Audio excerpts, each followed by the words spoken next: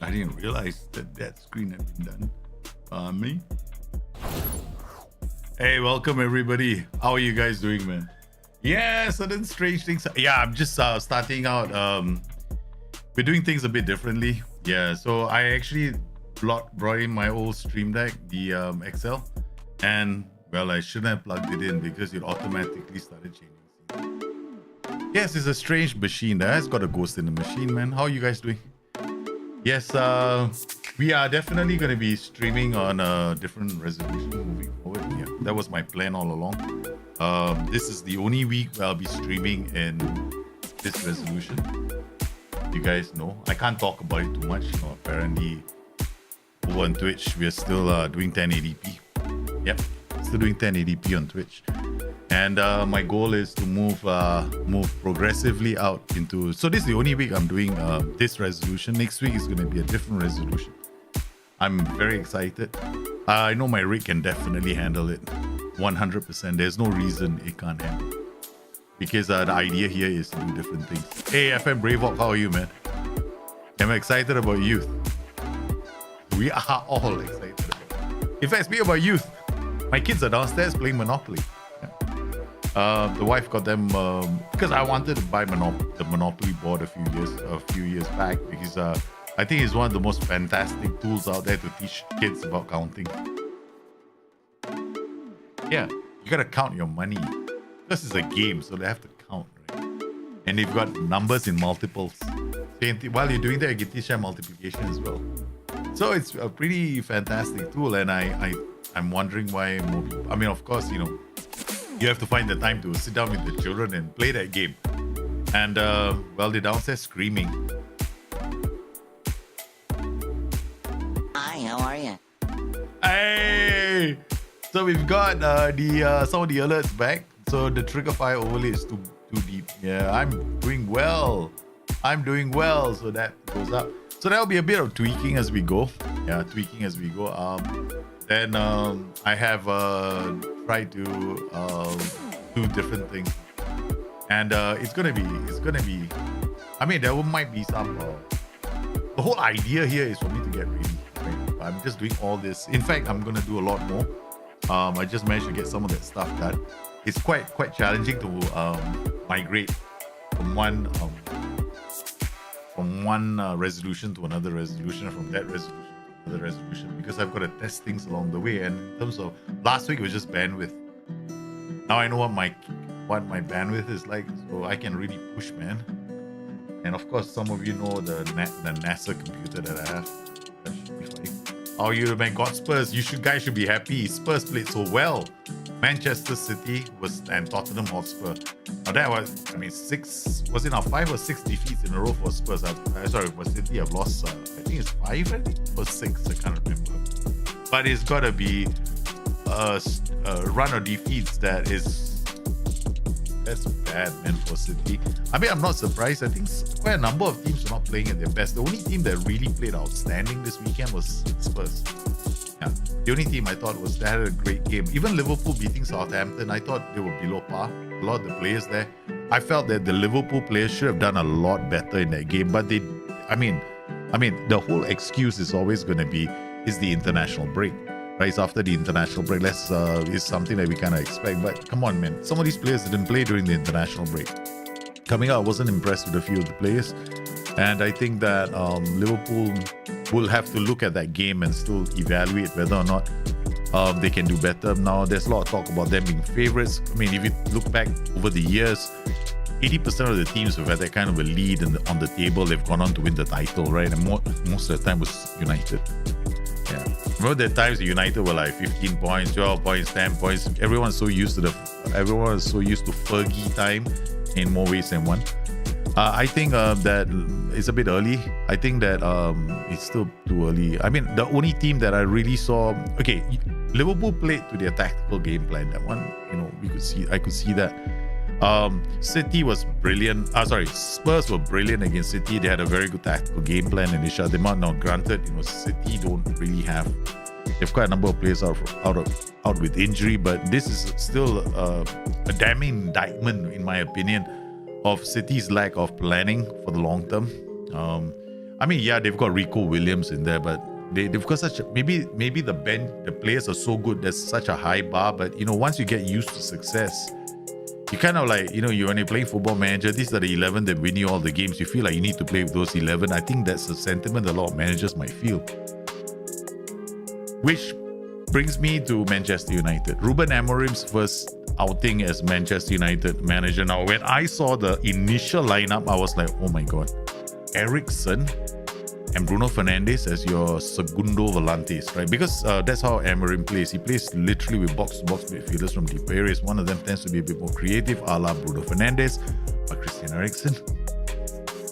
So I was like scratching my head going, I mean, that guy is better up front. I mean, I don't think he's much of a ball winner. And true enough, you know, United looked so void of... I mean, look, that first goal that United scored, okay, I want to be perfectly clear, all right? It was down to pure luck. It was not because United were brilliant. No, it was down to pure luck. There was nothing... It was off a dead ball situation. There were Ahmad got past players. I mean, he almost fell over. He was lucky to get the first ball. And then when he got into the area, the keeper made a mistake. So you can look at the confluence of events and you can look at that and go like, okay, fine, no.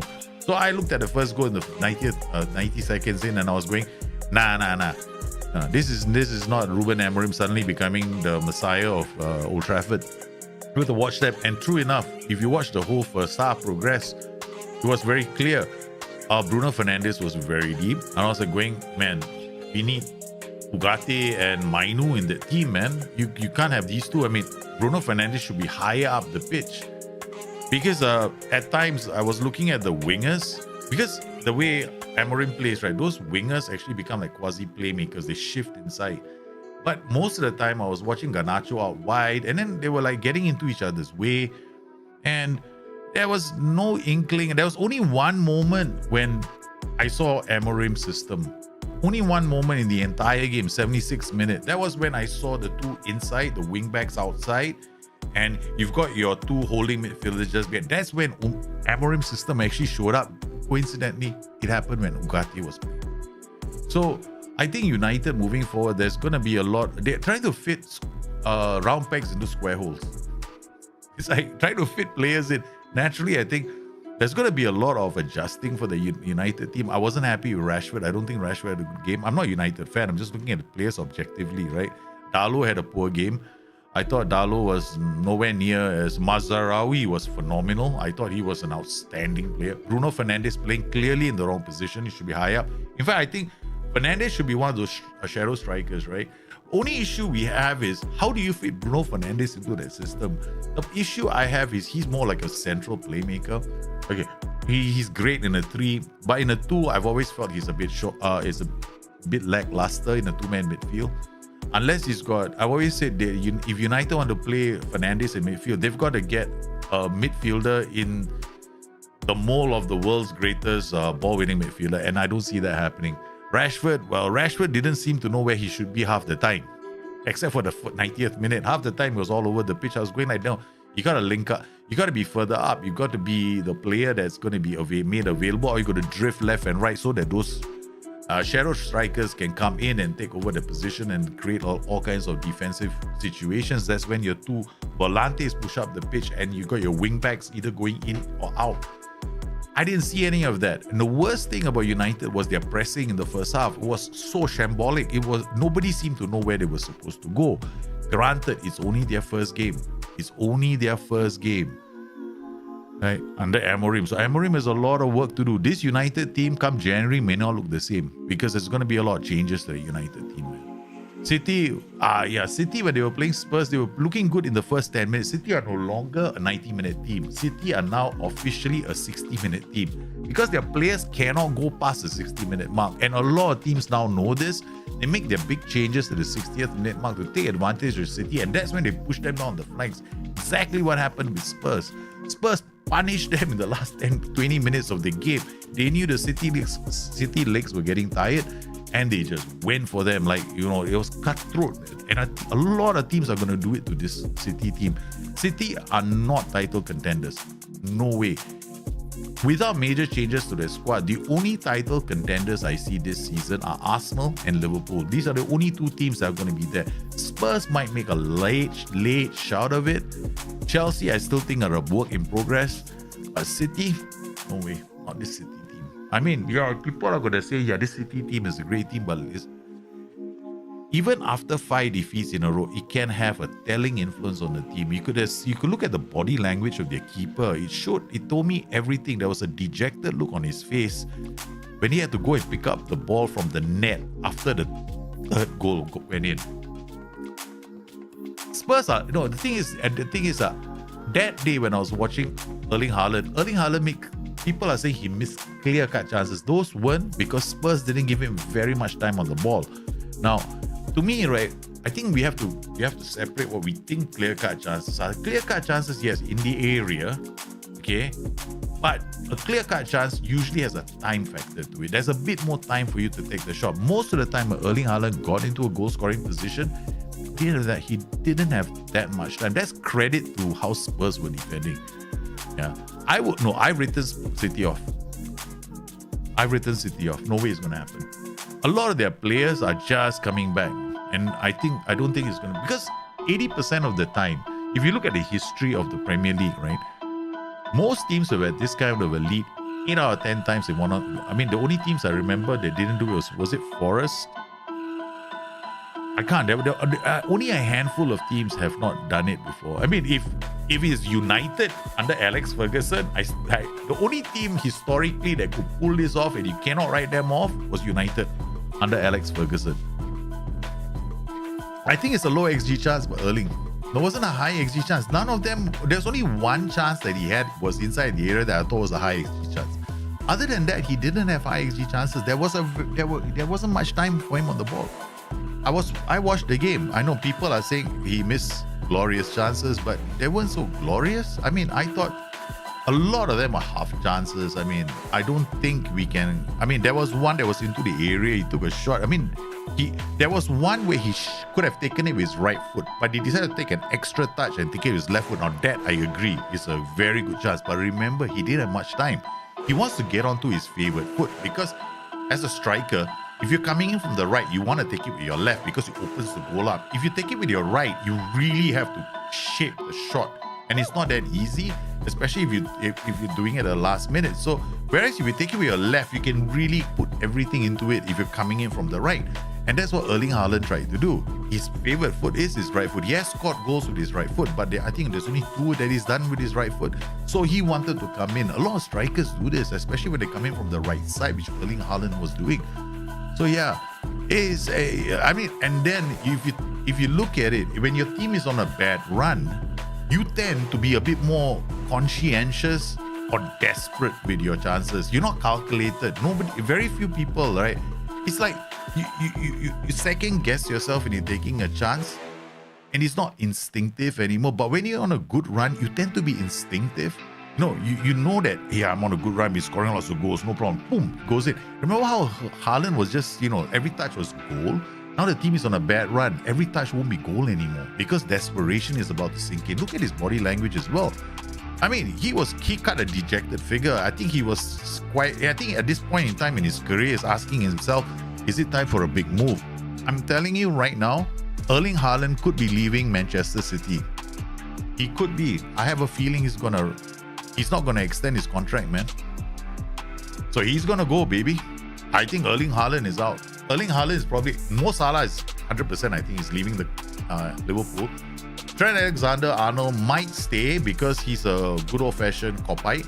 And it's just like Steven Gerrard, right? All those long conversations that people were having at the pub, they definitely affected him. The talk about him moving to Chelsea. But I definitely think that TA will stay. He just wants to feel wanted, and that's something that I don't know if Liverpool are prepared to pay. But Salah, no way.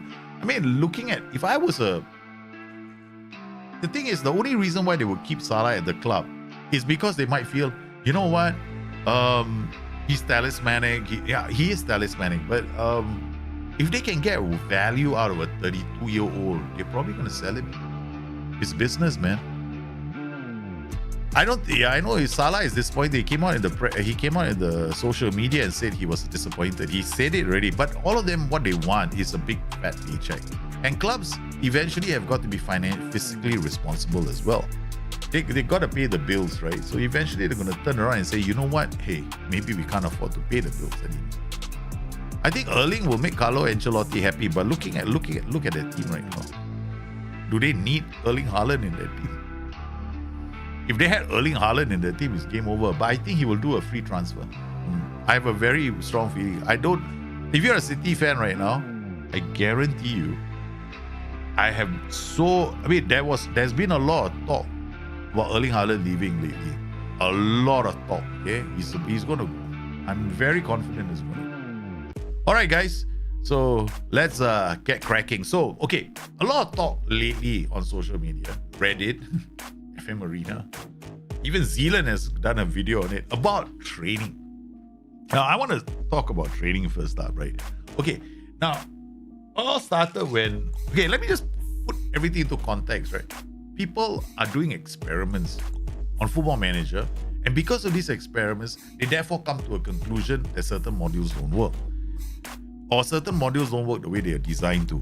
Now, I think that, okay, fine and dandy, in a scientific world, right? If I have a laboratory, I can have a constant, and then I do my experiment. It makes sense. That's what I learned in Chemistry 101, in Mathematics 101, in Statistics 101, ceteris paribus economics is what you learn about the base.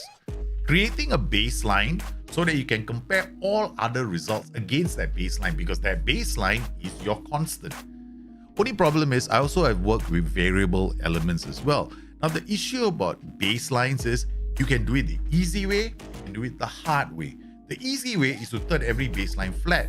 Problem in that is, and especially in a statistical world, you need to make it realistic. Otherwise, the baseline has to be realistic. That's the problem with a lot of these experiments. The baselines are never realistic. Okay, so you've got a baseline that everybody took, which had everybody's attributes set to 10, everybody's personality set to something else that was similar. All the facilities are the same, and coaches are the same. And then you take that, and then you put in the training, and you go, now let's test the effects of training. I agree. That should tell you the effects of training, right? By themselves. Training's effect by itself. But the problem in Football Manager is when they design the game so that different effects will be felt by players based on things like personality, things like your coaches, things like matches played. Okay. So the problem now then becomes, that's okay. So you got your experiment, the guy doing the experiment, right? I'm not trying to knock these experiments off, because I used to do a lot of them. I spent the better part of Championship Manager 0102 to about FM12 running this kind of experiments. So I have done like 10 years of experiments behind me. I used to have spreadsheets. I used to put them on the forum. So I get where you're coming from. I'm not trying to knock all of you, because I've done the same thing. And the worst part is, after doing the same thing, I realized that I was getting the same kind of result, but it wasn't translating very well. So now if I'm looking at all this and going, how should we approach this? Every one of these experiments has confirmed the same things I've been saying. That's a funny thing about it. 1, personality is more important than anything else for training. I've been saying it since day one, right? Personality is the most important driver for training. If the person's personality is unambitious, he's not going to train because professionalism is too low. Point proven. Thank you for proving it in your little experiment. We've been saying that all along. Nothing new here. So if all your players have got model citizen, hey, if your facilities are great, your results are great, training will not matter. Because this guy is going to improve. Because his professionalism is driving his training now. All training does then is steer him on a certain path line. Okay. Oh, but all these physical attributes are growing like crazy. They're not eating up his CA.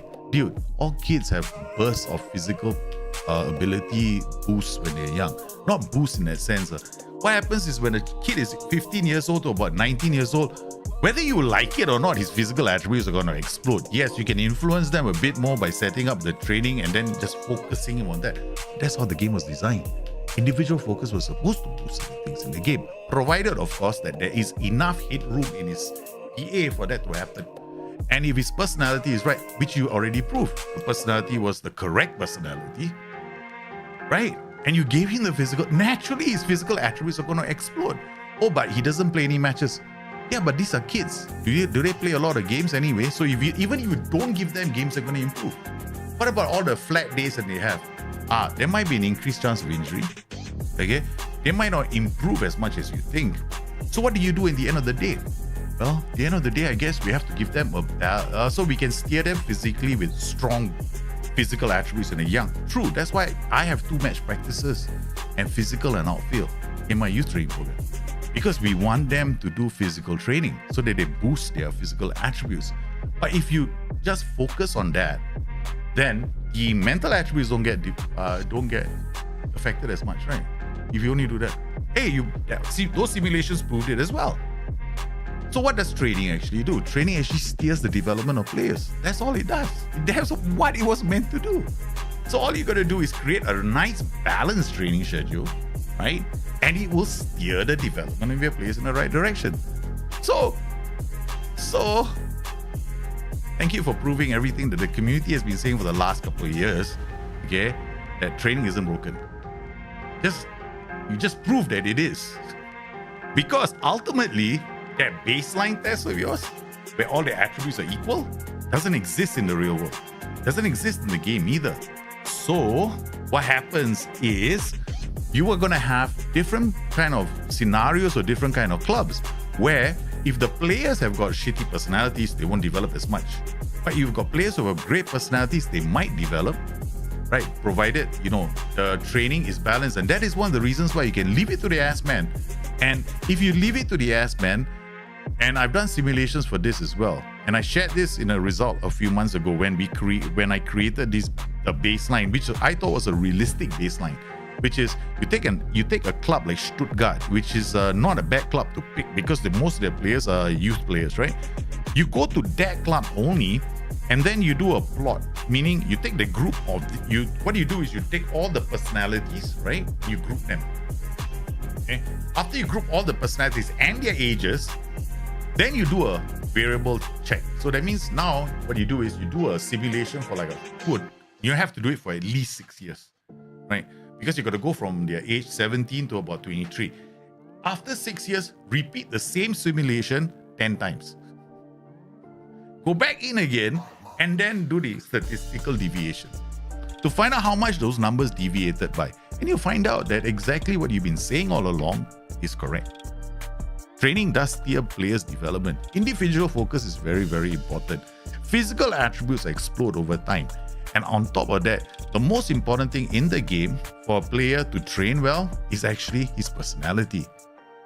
That's what people have been saying. That was what SI had said.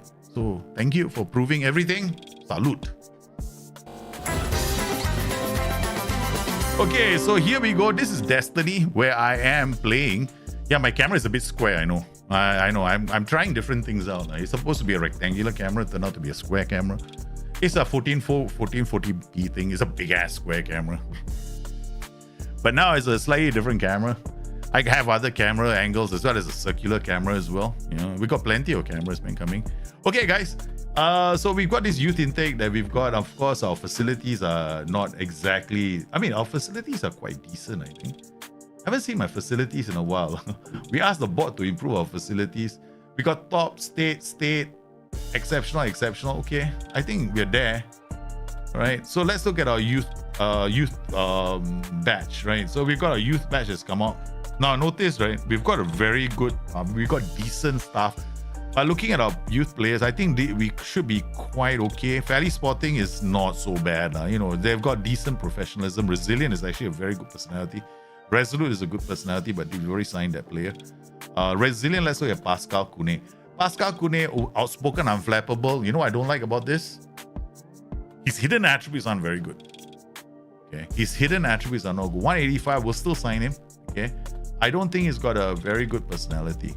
You wanna make sure that his hidden attributes are also good. I will just finalize the deal. Okay, then we've got other players here. We got Pascal, and then I think we'll look at Niels. If he's got unambitious, we're not interested. Unambitious is a waste of time. You never sign an unambitious player because everything that you invest in the player is just gonna go to waste. Yeah, your time. That's what I mean, your time. Low determination, these two players we're not going to bother. Fairly Spotting, okay, I think we look at Alexa. Feratowicz, his natural fitness is 11, jump range is 5. He's really short as a striker. I mean, we will sign him and then we will let him go. We'll develop it and after we'll let him go. Okay, we still want to develop these players. Okay, so we've got, these are the players. Santiago Irala is a foreign non-EU player. That's my first time I've had a kid who is like this. Okay, our defensive midfielder is not bad. I think what we're going to do is we're going to move him into the first team. Yeah, squad, move to the senior squad now. All right, he's ready for the senior squad. He's developed enough. Then we got this guy, Matthias Kass. Again, another defender. We should move him into the senior team already. I think he's ready for the senior team squad. Move to the senior squad. All right, then we have other players. I think I tend to move them when they have high potential. Then after that, we will give them matches to play. and then we'll loan them out. If they can't play for the first team, we got to loan them out. Otherwise, their development is going to be, bunkered. Now, fairly professional is okay. Depends on how his spread of his attributes are. If they're in the right areas, no, forget it. All right, the rest of the players, we won't bother. I'll let them see how their contracts. Second thing we're going to do is we're going to look at their training. Again, we're going to make sure that our players, I only focus on the guys I keep. Like him, BPD. So we're going to make sure that he's got his defensive positioning sorted out. I mean, we can focus on his physical attributes as well. Physical attributes are going to explode when they're young. 17, 18, 19, 2 seasons, he'll get about 4 points increase. It's actually quite standard for a lot of the young players when you focus on their physical attributes. We've got Nolan Schmidt. We're not really interested in him. What about here? We've got Levant Ayogun, was another player who's got jumping reach to low. He's a striker. Another one that we're going to just switch him to striker. We're going to get him to be an advanced forward. And then we're going to focus on his quickness as well. Here we got Mr. Abraham Dick Knight. Now, Dick Knight has been in the club. I only signed him. I only kept him because of his name. His natural fitness is very, very low. 7. This means that unless he improves over time, he's not really going to be outstanding. So what I'm going to do with him is I'm going to give him stamina. So stamina comes from endurance. Okay, so we're going to work on his stamina. Again, here he's playing on the he's left-footed or right-footed. He's right-footed, so we're going to train him for the left side because I like to train all my players on the flank opposite their preferred foot. That kills a lot of birds with one stone. Then we have got Dominic Heinen. Heinen should actually go on loan now. Okay, if he doesn't go on loan, it's gonna be a real problem. I mean, he's what we'll do is we'll come in here, transfer, loan status, available for loan. No club wants him. That's understandable. His CA is not nearly good enough for most clubs. If he does go to any club, it will be a club that basically just wants cover. All right, so Dominic Heinen playing in midfield. I should actually put their foot here. It saves me a lot of time. Insert column, general. I think it's under general, right? Preferred foot, preferred squad number. What's it? Left foot. Why is it left foot? Right foot. Why can't you just tell me preferred foot? Left foot, right foot. I'll just put right foot. Okay. Right foot, very strong, reasonable. Man, I wouldn't know. Wait. Hold on. There must be one. General. I can't remember where it is. What is it called? Keep it on. This cap is the harmonic dictators. Not harmonic dictators. What am I saying? That's a different that is my PvP team. I used to play online, right? Football a lot. I used to do that a lot. So I had a team called, my team was the harmonic dictators. Okay, but this is it. Where else is it? General ability attributes, club coaching, got that. I didn't know. I mean, maybe I'm just gonna remove this column. I don't want that. Yeah, I thought I had it here. I know it's on the tactics page. So mine is okay. All right, so he's right-footed. Okay, so we'll come in here. This guy is right or left-footed? He is left-footed, so he's gonna be training as a winger on the right flank. The defensive winger, I love this role, man. So they can do a defensive winger's job. Most of these other players, I don't see them. You see, notice one thing, right? I only pick a few players because there is a very simple reason why. Most of these players, I don't know. I'm too lazy because I know they're not gonna end up as significant contributors to our club. All right, so it's really simple, right? So you go to trading, of course, overview. I mean, I think that this should work. We got physical. You can see the training schedule for the boys in the calendar. We got endurance. We've got enough here. Then endurance and outfield should work on the field. Then match practice. We got 2 when they're not playing, so this will give them a lot of physically they will have it. Like, when they play 2 matches a week, plus they have a match when they don't have match practice. It's enough. Plus every week they do endurance. Why endurance? Stamina work great. Yeah. Then after that we will switch to the other schedule. We got several schedules up for you. Sometimes what I do is after that I will just change this to like there's another one here, right? Physical, do quickness. So those are the only ones I will worry about, because outfield is fine. Outfield, attacking, defending. These are general training sessions, and these are for the mental ones. We've done everything we can. Once improved it, walk away. Once again, guys, we are going to be... Why no attacking units? What do you mean, why no attacking units? Are there no attacking units? Yeah, they're attacking units. What? Who says they're not attacking units? They're attacking units. There we go. And then for the youth training units, all the youth are in attacking units. You're talking about no attacking. Yeah, training. There is training. What? One attacking. There we go. One attacking. But all these are balanced training schedules, because they are essentially very balanced. In my book, they're balanced because they work on crossing, passing, technique, decisions, fly off the ball. Mental attributes, right? Physical attributes are so easy, to grow. And yeah, all you do is add quickness and one physical. That's it. Boom, boom. So the rest of the time, I want them to work on the mental side again, because that's what clubs do, right? Clubs actually do that a lot in real life. So, and training on Football Manager has always been idiot-proof. You can actually create a training program like this, right? And it will still work. I've said it many times before. I mean, like, you can create a schedule like this, okay, tomorrow, right? Okay. You put in one match like this. You put another match like this. Okay, what if you have a game here? Okay, done. We clear this one. Maybe you want to be lazy, right? You put in one match break. Okay, assume this is match day, and this is match day for your youth team, okay? 2 match days, right? Okay, you put in one match practice here. Where is it? Where's match practice? Is it here? Match practice. And you put in one match practice here. Okay, or you can put it here, up to you. I mean, I would just take at least one. The reason why I do it like this is you can control this schedule once the schedules are dropped, right? Okay, because if you because sometimes you don't have matches here, right? So what I normally like to do is I like to remove this, quick this rest, right? Because if you have a 2-game week, right, it will land here. So I put match practice here. Okay, you got 2, right? Okay, then you put in here one physical. Put the physical one that I love is endurance, and then put another physical here. Okay, now your other trainings are gonna be like the technical ones. The ones that the best technical ones for mental development are gonna be something like transition press here and technical transition restrict. You can go with this as well. Like this does it. Okay, match practice, they work on their roles, right? And then 2 mental ones, and then 1 quickness, 1 endurance. If you are worried about injuries, but the thing is that you will find that after 6 seasons of simulations, right? Not 1 season, 6, okay, not 1 season. I don't want to hear about the first season, because the first season, because I've done enough simulations to know that the first season of results are always distorted, because you just come in, and that's when the match engine, I don't know what it is about Football Manager. Your first season training is always the best.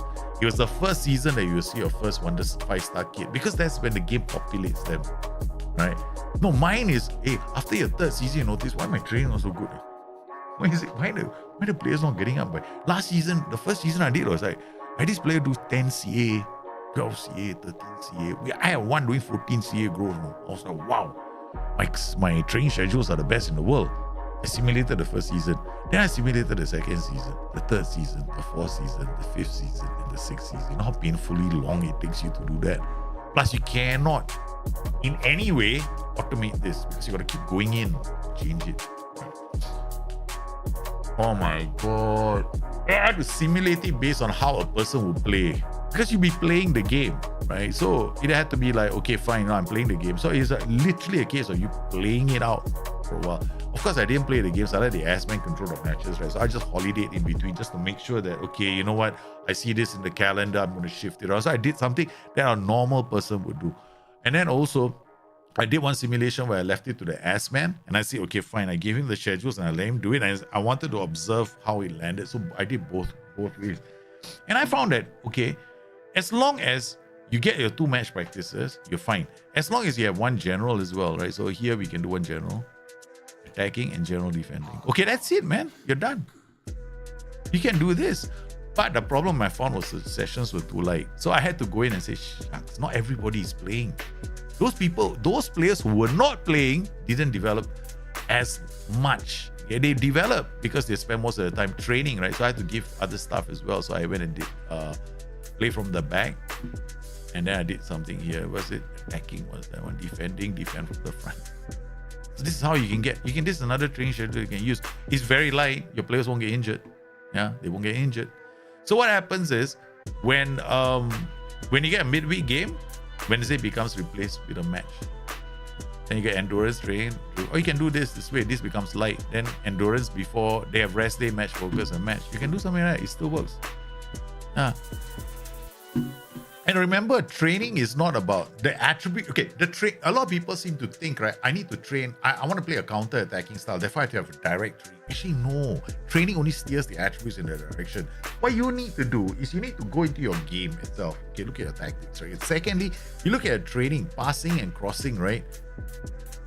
It's gonna happen in your training schedule. So you need to do like, how do you play long passes from the back? You need passing, decisions, technique.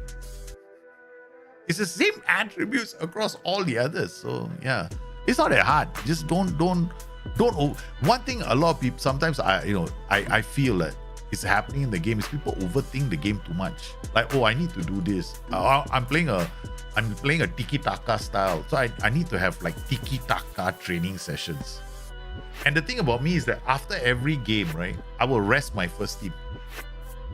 So my training for my first team is psychotic. Look at this, right? So after this game, my first 11 rests because the bench has not been playing training. So go and train, because at the end of the day, when I'm playing Football Manager, I'm immersing myself into it as a manager, right? And I'm still gaming the system, so I get the best of both worlds. Yeah. Oh man, Yebo is injured. Okay, so he's unavailable. I have to register these players, right? Was it March? Shit, I better put them back into the youth team. I just realized these players are all here. They can't play, right? Some of the youth players won't be able to play, right? Or Matthias Kass can. Yeah. These guys, they're on loan. Milos, I think we can sell him this year. Look at him, man. His guy doesn't play for me, I trade him, then I put him on loan. Look at how he's developed. Oh my God, this guy has become a gem, man. I think I should offer him a new contract. Oh my God, he's so good now. This guy, he's been on loan. You see what's happened? He says, I'm transfer listed. You dog. You want to sell me? You think what? I come into this club. You treat me as an afterthought. Actually, I did. All I did, we signed him, we trade him, put him on loan, get a lot of game time, he came back a gem. This is not the first time it's happened on Football Manager for me. On a couple of years ago, I was doing my AC Milan, and one of my strikers who went on to be a phenomenal striker spent only one season with me because his attributes were good enough for him to start. Ajax asked for him on loan when he was 18 years old. Now, and I decided, okay, you go on loan to Ajax for at least. So he went to Ajax back-to-back 2 seasons. So he came back to me Champions League quality, because he was playing a lot of games for a team at the required level. So this is another thing about development. Yeah, kids, the thing is, at the end of the day, you don't want to look all youth players with the right personality. All. It's a funny thing about this game. If you have professionalism, high professionalism, right personality, right, and you got a decent PA, all of them are going to develop. Right, they're going to develop. Whatever you give them a bit of game time, you set up a general dog shit training program, the most important thing is that they're playing matches at their level. I mean, how did my player come back? Like, how did Pano come back so good? I haven't played him. Look. This is Pano. I'm not lying. He was only with us for 3 seasons. And I was thinking, he's not going to play. Like, he played the first season, he played 15 games with me. After that, 4 seasons. Then we learned him out. And this growth of his has been down to him being on loan, man. Yes, the day after game training will only apply to players that didn't play in the game. You give them a rest. Yeah, you give your players, your 11 a rest. And sometimes you won't be able to track, right? Which always happens to me. It's always happened to me, I will forget who these buggers is. Yeah. And then I was like, oh shit, did this guy rest? No, he didn't. Okay, so here we go, man. For the guys on YouTube, yes, tell me what it looks like. I don't know. I'll have to like watch the thing myself. So we got a draw for the quarterfinal. Oh my god, we're playing Man City. I didn't bother. I wish I'd gone for the draw. But no, I'm very keen to see what this game looks like for you guys. So once again, next week we will definitely be yeah, we're changing things on the stream, man. Yeah, being a professional, he will develop. If they've got the right personality, really, an idiot strange session. I tell you something about a long time ago. I had this chat. As I like, I won't use the word dumb down, but that's the only word I can. The only way I can describe it. They dumb down the training modules to such a level that no matter what you do to it, you can't screw it up. What does that mean? As long as the player plays, he's got the right personality, he's going to develop. Yeah, so if you do it, you won't screw things up. But the difference is going to be you can still min-max it to quite an extent. The Mayo comes in. Okay, so what have we got? We got Santi. Santi is not playing. We'll put him here. Okay, then we got midfield here. It cannot be Wachu. What about him? Marjanovic, youngster. We will give him a chance. Malkowski is a DM. No, we don't need another DM. We got Johnny, he can play as a DM. We've got Lukau, he can play as a DM. It's Santi in the middle. Madsen, Chwaku. Chwaku is also a DM. We got a whole bunch of DMs. Hermes. Burmese, not Hermes. I was about to call him something else. Hey, he has been training very well. So let's give Junior a break. Huh? Who's screaming, man? Can't be my sons. Can't be my son. I don't think my sons are screaming. Okay, the Mayo, Lucas Williams, Alex Tenorio, Armanovic. I'm sorry. I'm not sorry. We want the result. I'm sorry. We need the result. All right, Savati is not playing. We're going to give Higita a chance. Oh, no. This is, who's this team? Dortmund, right? So up top, we're going to play the Mayo. Okay, the Mayo, Pipenbrock, Madsen, Costanzo. Our best players have left the club. So you get a 4.5 or 5-star potential, you're thinking, but he's unambitious. I'm definitely not going to sign him. What's the point? I'm just kicking out of the club. He's not going to develop. But I'm on a mentor him. I won't bother. The only time I will still look at him. If his aggression is 15 and his determination is 15, I will sign him. Then I will gamble on him being mentored. But do you know what's the worst part? I think it'll take him about 1 to 2 seasons.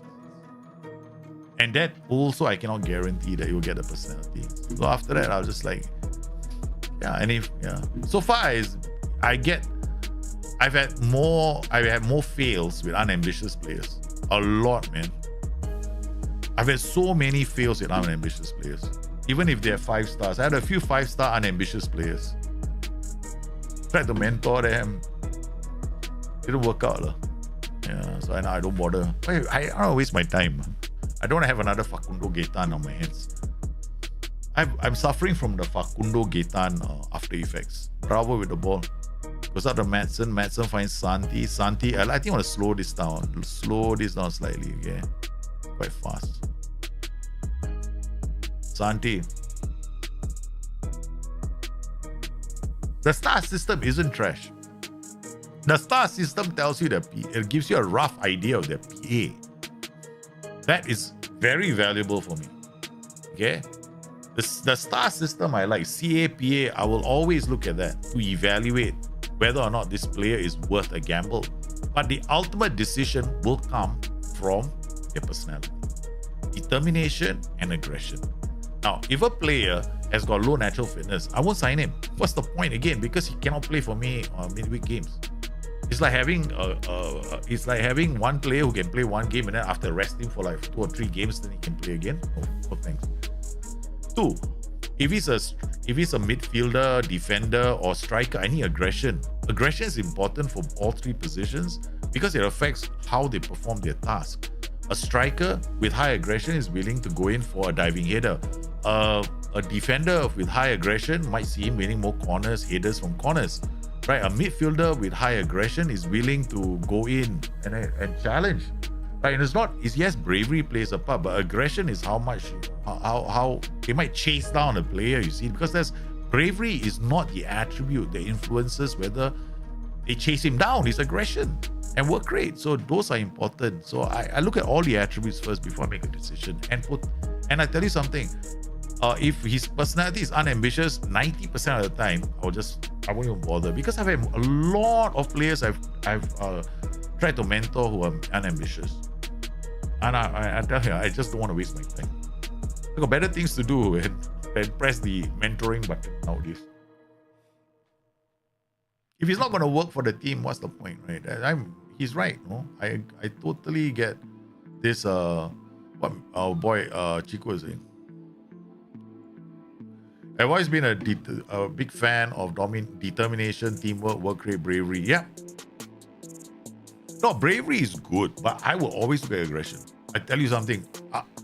One thing the SI make very, very clear and difficult in this game, right? Because aggression is almost an exploit in the game. It feels like an exploit.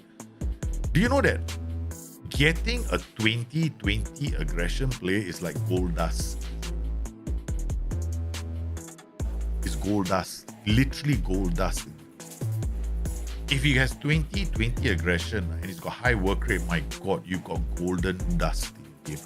The number in FM24, I think I've shown it many times on the stream, the impact of high aggression players, and you don't get them every season.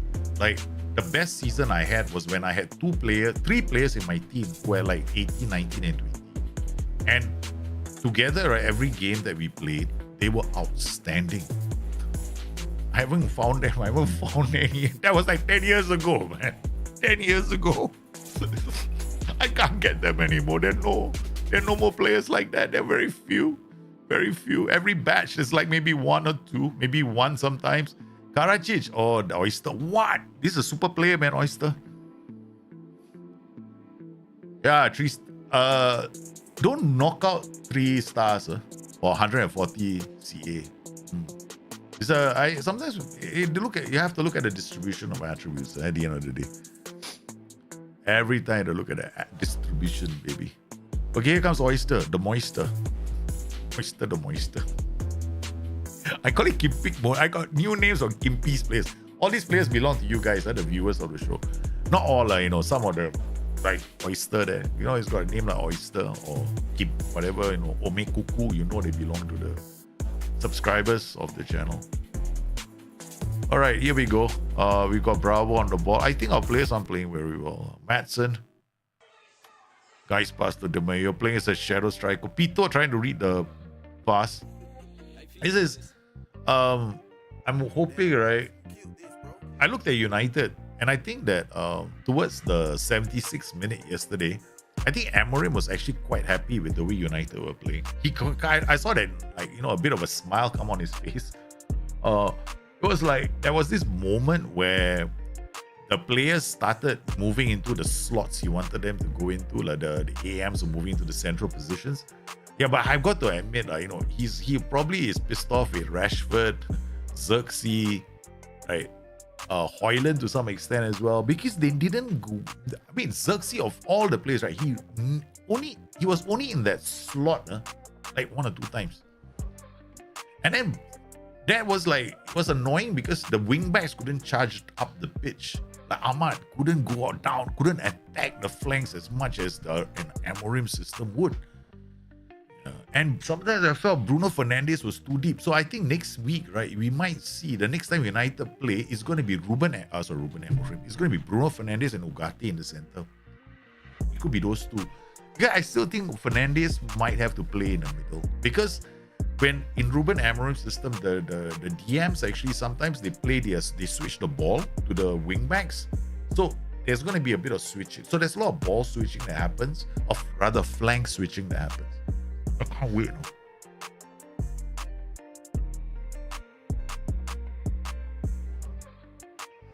Individual training still do it. You just okay. All you have to do in Football Manager, and this is all you need to do. Okay, all right. All you need to do is make sure your training workload, individual training workloads for your players, is not lighter than medium. That's all you need to do. So all you do when you go into the game, make sure that the individual training workload is not higher than medium. Oh, sorry, not lower than medium. Okay. Once you do that, then you can put in as many sessions as you want, because the sessions do help steer development. This is something you have to remember. Those sessions will steer the player's development. If you don't put in the sessions, you don't get steering. So some attributes you might see a bit more. There'll be a bit of unbalanced growth. That's guaranteed to happen if you don't. You need to steer. That's why training is not about the training sessions in themselves. Don't give you like, oh my god, this training session is going to give you he's going to get 20 in all these attributes. No. You need the sessions basically to steer, and the steering happens with two things in the game. One, his personality. Two, the training workload itself, right? So you need the training not to be light, okay? You need it to be medium, and he has to play some games. The whole notion that you're worried about players getting injured and all that, you try. Yeah, I will. Yeah.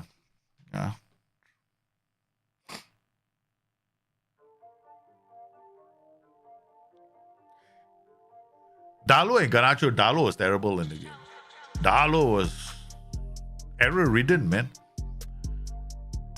And then Garnacho is always too wide. I was like looking at Garnacho play. I was going, what the hell is going on? I probably think because Dalo wasn't going wide enough all the time, right? So I was looking at the game going, this could be down to the fact that Dalo isn't really dominating the flanks like Ahmad was. So Dalo, because he's not dominating the flanks, Garnacho has to provide the width. And that's when the tactic started, they started looking disjointed. But having said that, in the second half, when Ugarte came, was a different story. You see, my theory is this.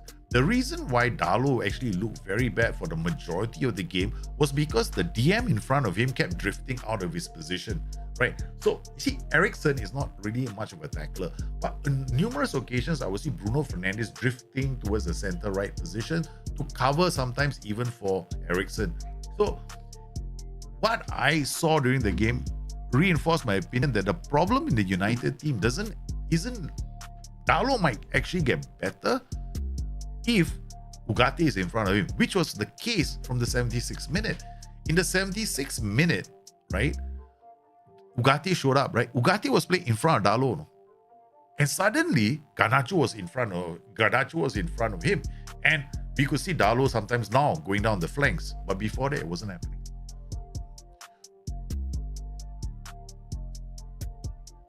Oh, I preferred food to review of my training. Okay, I will definitely look at it. Oh, is it? So what resolution are you seeing, man?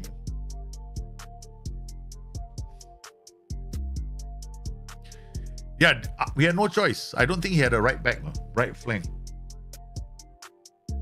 I thought I was quite impressed. No, because you have to remember, Chico, that sometimes, right, his wing backs come inside, no?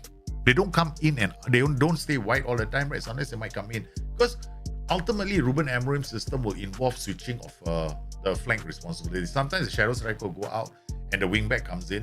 Sometimes the wing back comes in, the shadow striker goes up. Yeah. So it depends. I think that what he needs are more technical players that are better with the ball at their feet. And this United team, they don't have it.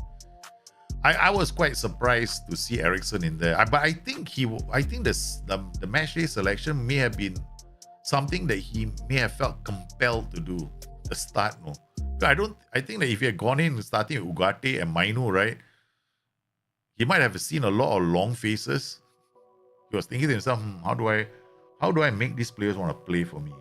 I've got to make the existing players who are senior look bad in the first 45 minutes, and then after that, the younger players come on and they put on a show. And yeah, there's always a reason for me to bench the senior players.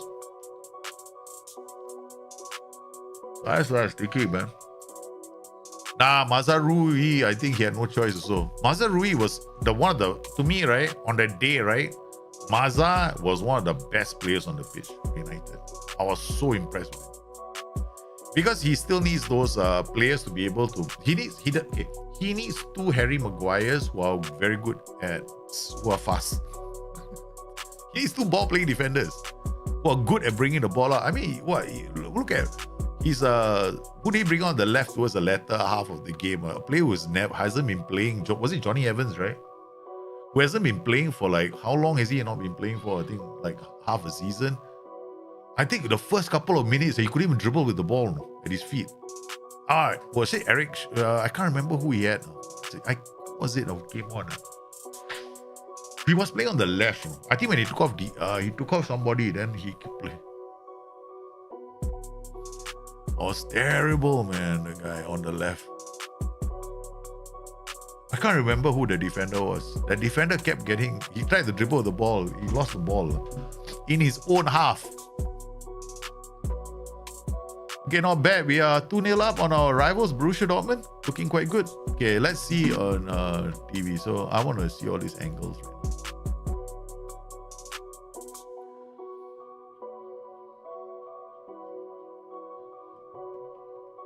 Johnny Evans, yeah. Johnny Evans was not even a shot on the ball.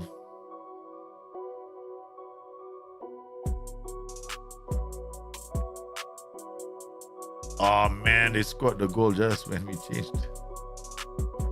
The entire team. Otto. You look better. Oh, okay. You play what? Otto 1-0. No, I think there's a. I want you to check. Can you see whether or not you can push it to a higher res? Oh no, it's okay. Don't have to. I'll check it after the stream. Yeah, I can always go in and view myself. Next week is gonna be 4K. I'll be 4K. I'm streaming at 4K very soon. But first, I want to see. It looks like my data can handle it. There's no like anything else. They're happy. I can go up to 50 megabits stream. I might push it all the way to 25 megabits. You cannot judge anything from last end. Yeah, Poponate, this is the longest. Yeah, really long saves give you a chance to evaluate a lot of things. Like training, get a nice little attachment form to your players, to your club. Create legendary stories for your players. Yeah. You know, have a benchmark. No, sometimes I like really long saves. But Gloucester series was epic. Kingstonian, Gloucester. Maybe next year we'll do a Kingstonian save. You guys will also you guys will have your own players as well in the Kingstonian save. We'll bring in players and then we will debate whether you're future or not. So subscribers will next year adopt my entire 11. That will be your player. But I don't know if you're gonna spin. Yeah, we're just gonna have adoption. So I might do that. But as you know, right, there's a problem with doing this kind of long-term saves from lower leagues. You know what's the problem? Those 11 players will not be around in third season because they get I always replace the players, right? So you can't keep those players in the club. Oh, we're looking quite. Look at our build out. Oh, what the hell is Williams doing? We got the players into such a good position, and then after that they send it. All right, let's see if we can bring off some players, right? It's the 67th minute. Rosanti has to come off. They bring Luca on. Zia Khan is, we'll put him on the left. Costanzo will own the right. We'll bring him on and we'll bring him on. All right, some substitutions right now. That's our 5 substitutions. I think we got 1 injury. Is the little skull and crossbones graphic to do with bots? Oh, is it up there? That's the death counter. Sorry, my death counter is up. No, that's got nothing to do with. It's got to do with. I was trying to do several things with skull and bones. Yeah, one is not bot. It's got to do with the number of times I'm dying. Because I'm playing this game called Black Myth Wukong, right? On after this stream ends, right? And I think I've died. Like maybe, I don't know, I lost track. So people have asked for a death counter to track how many times I've died to this. I was trying to do something like change the scene and there's this epic death. I've actually done everything already. I can't write the script. I'm getting the script all messed up on StreamerBot.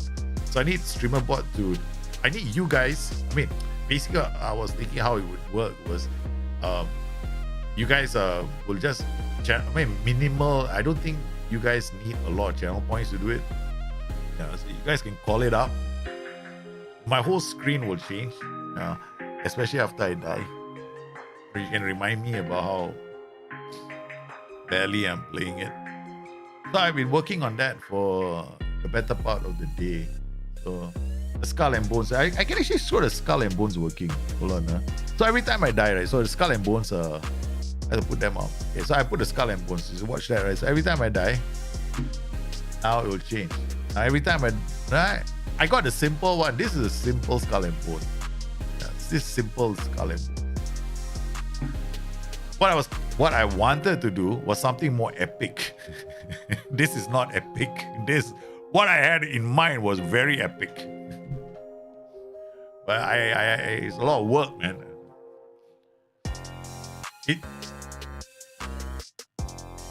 Yes. No, I think he needs more than the wingbacks. I think he needs to get another.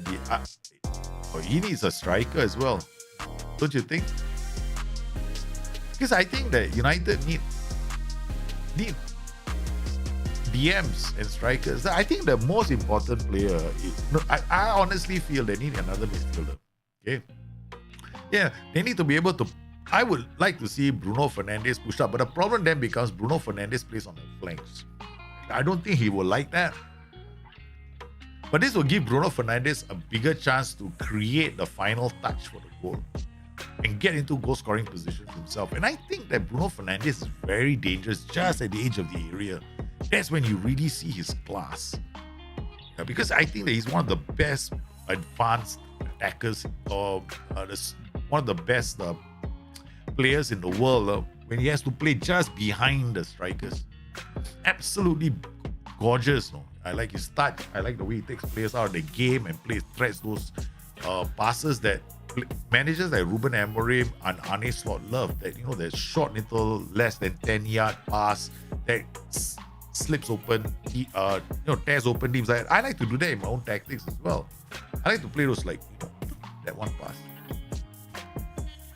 The problem with just Maino and Ugarte, right? It's just two players. If either Maino or Ugarte get injured, who they have left? Right, they have no cover in that position. And you cannot honestly think that he started with Bruno Fernandes in the deep position, and I felt that was a waste.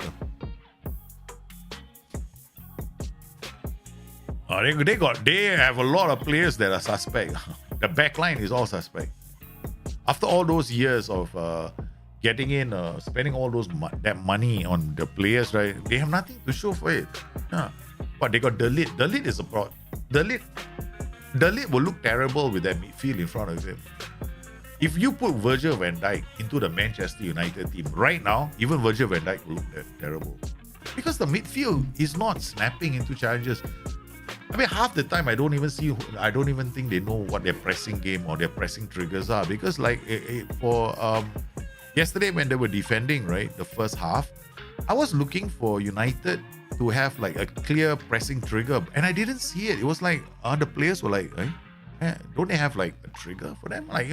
This player has the ball and I see the players going to close down the passing lanes. Nothing like that was happening in the game. It was more mindless. Okay, let's close down, and that's about it. And I was like, it's not going to work. If it's Ipswich already having so many issues, they're gonna have more issues later when they face the bigger clubs. Speaking of which, right, when people talk to me about Liverpool, I think Liverpool, the reason why I'm not jumping up and down and going Liverpool are title contenders is because we've had one of the easier fixtures for the start of the season. It's not difficult. I mean, it's sick.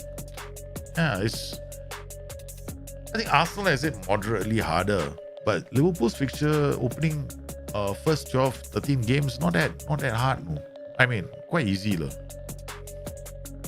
Yeah, sometimes simple, but I think that's why Fernandes should be in front of the DM, so he can play those risky passes. You need a player like that, but you don't need him in the center of the park. Right? You need him high up the pitch, unlocking teams, because that's when you want your high-risk passes to happen. Not your we almost conceded, man. That's how I feel.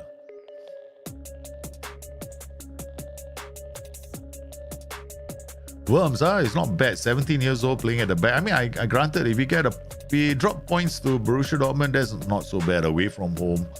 Some of us don't lose. Yeah, they don't know how to press. Exactly. United don't know what their pressing triggers are. So it's still a long way to go. I think it's very much a work in progress on Ruben Amorim. But I did see hints of his system. But they only came in the 76th minute. You look at the 76th minute when United have the ball. Exactly 76, about 76 to 77. You look at the 76th minute. Time your show, you watch it then and there. That United team, that is what Ruben Amorim's team is supposed to look like in transition. So I was pretty like, okay. Oh, I like the positioning they're taking. I was actually quite impressed. Luka, Himmelman. Oh, nice outside of the boot. Oh, what a save. What a save from the keeper. Was sneaking into the back of the net, man. Come on, Zia.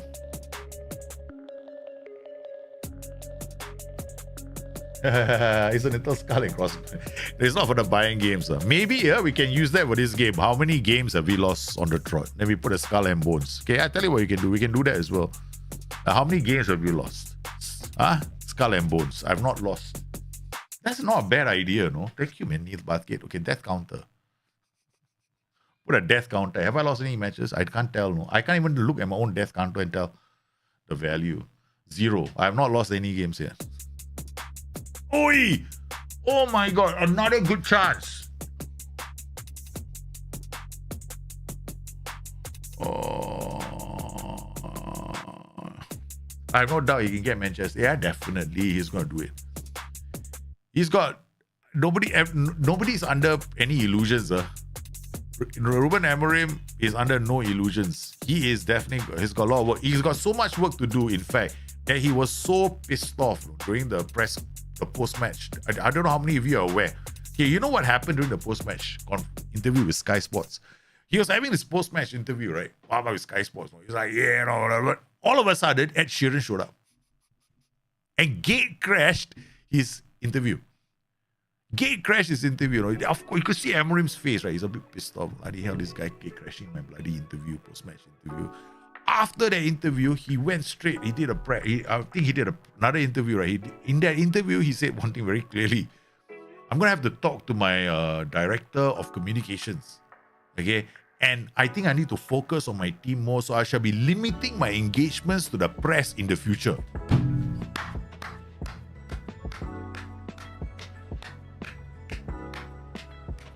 I like that, man. He's my kind of manager. In fact, right now, Ruben Amorim is just crept up as one of my favorite managers in the game of football. Because that's the kind of manager I am. Right? I got no time for this Mickey Mouse shit called the press. Hey, we're cool as Joes, baby. Opening match of the stream. We have done it away from home against one of the super teams. Yes, it's a Pito performance of Pito, magnificent Pito standards. He scored 2 goals. Zia Khan comes off the bench and scores the winner. Look at the performance, man, from our deadly goal smash tactic. They only plays with one midfielder. We go. Excellent win, man. Excellente. He's got. No. I think the very first day, the very first interview I saw from ETH, right, I didn't like him already. I think there are some people like that, right? A lot of people, when they meet me the first time, they hate my guts. Yeah, I'm like an ETH. Yeah, most people who meet me the first time, they just don't like me. Some people grow to like me. Some after that hate my living guts. Some of them have divorced me. Some of them might want to divorce me. I don't know. Right? So the thing is, there's always a first impression that people form, right? And I tell you something, Amorim's first impression, I liked it. I liked it, man. No, he's like no business, no house. He's all business, man. All business. Manuel Di Maio is out for 5 weeks, that we know. Okay. Madsen Keane, shut up. We don't waste our time talking to players. Wormies, look at him, man. Look at his development. Okay, you see what I mean here, right? Okay. He didn't play matches. See, then after that, his development from matches. Boom. So you tell me right now, I can do a video, so I can do a video anytime. You want me to do a video showing you training doesn't matter. I can do a video. I can do the entire video, but I don't want to waste my time. Because then I'll just end up fighting all the conspiracy theorists out there, okay, who will do a baseline test which is not realistic. in the game of Football Manager, spin off a yarn that doesn't exist, which only proves what I've been saying all along. The most important thing in Football Manager is personality. Okay, personality. That's the most important thing. Then comes determination.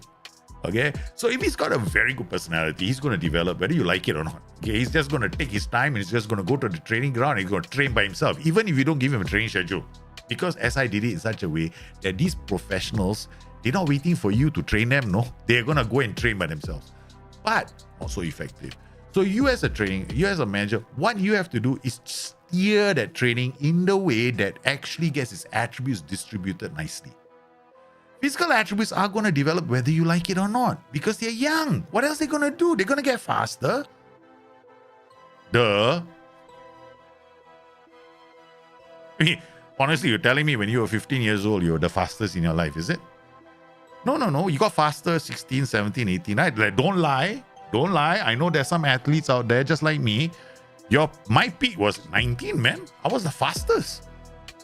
I could do a 800-meter run in under 2 minutes. Flat, easy, no problemo. In fact, I was so fast, my school put me in 8 athletic events.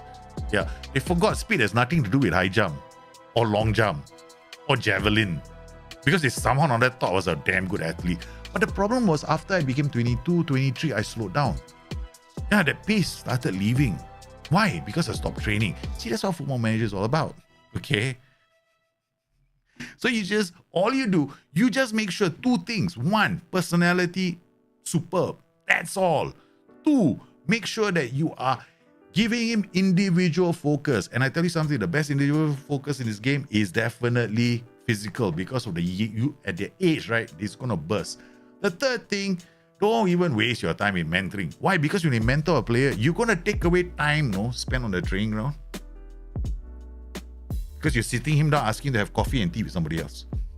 So, yeah, it's okay. See, look at this. Now, this is the kicker, right? What is his? Let me ask you a question. What is his personality now? Balanced. So, in order for you to affect training across the board, yes, it is true. Personality is a cop-out. It's a very easy way of doing it. But can you do the same thing with players who don't have professionalism as a major attribute? When their personalities are only balanced and their hidden attributes are also not very good. How do I know? Look at media handling style. Media handling style will tell you what the attributes are like. He's outspoken. I can go in and find out, but I don't want to, right? Now, if you are familiar with how media handling style how media handling style translates to hidden attributes, then good for you. Because I don't want to go in and find out because it'll ruin my save. So all you got to do in Football Manager is make sure that the training for youth players or young, it doesn't even matter. He's in a senior team now, right? So this is his training. This is how it's done. Okay, look at the training. And I only use 1 schedule. And I like to think that my schedule is very balanced. So I got outfield, attacking, defending, endurance. Sometimes I swap this for physical, like maybe quickness. Then I got recovery, match practice. I have 2 match practices for my senior team. If they don't play a game that week, they have 2 match practices. Because match practice is OP. Okay, you have to have this. I've been saying match practice is OP since we had match practice, right? This is singularly the most important session because it affects all the attributes. On top of that, it's so OP as I only allow us to have it 2 times a week.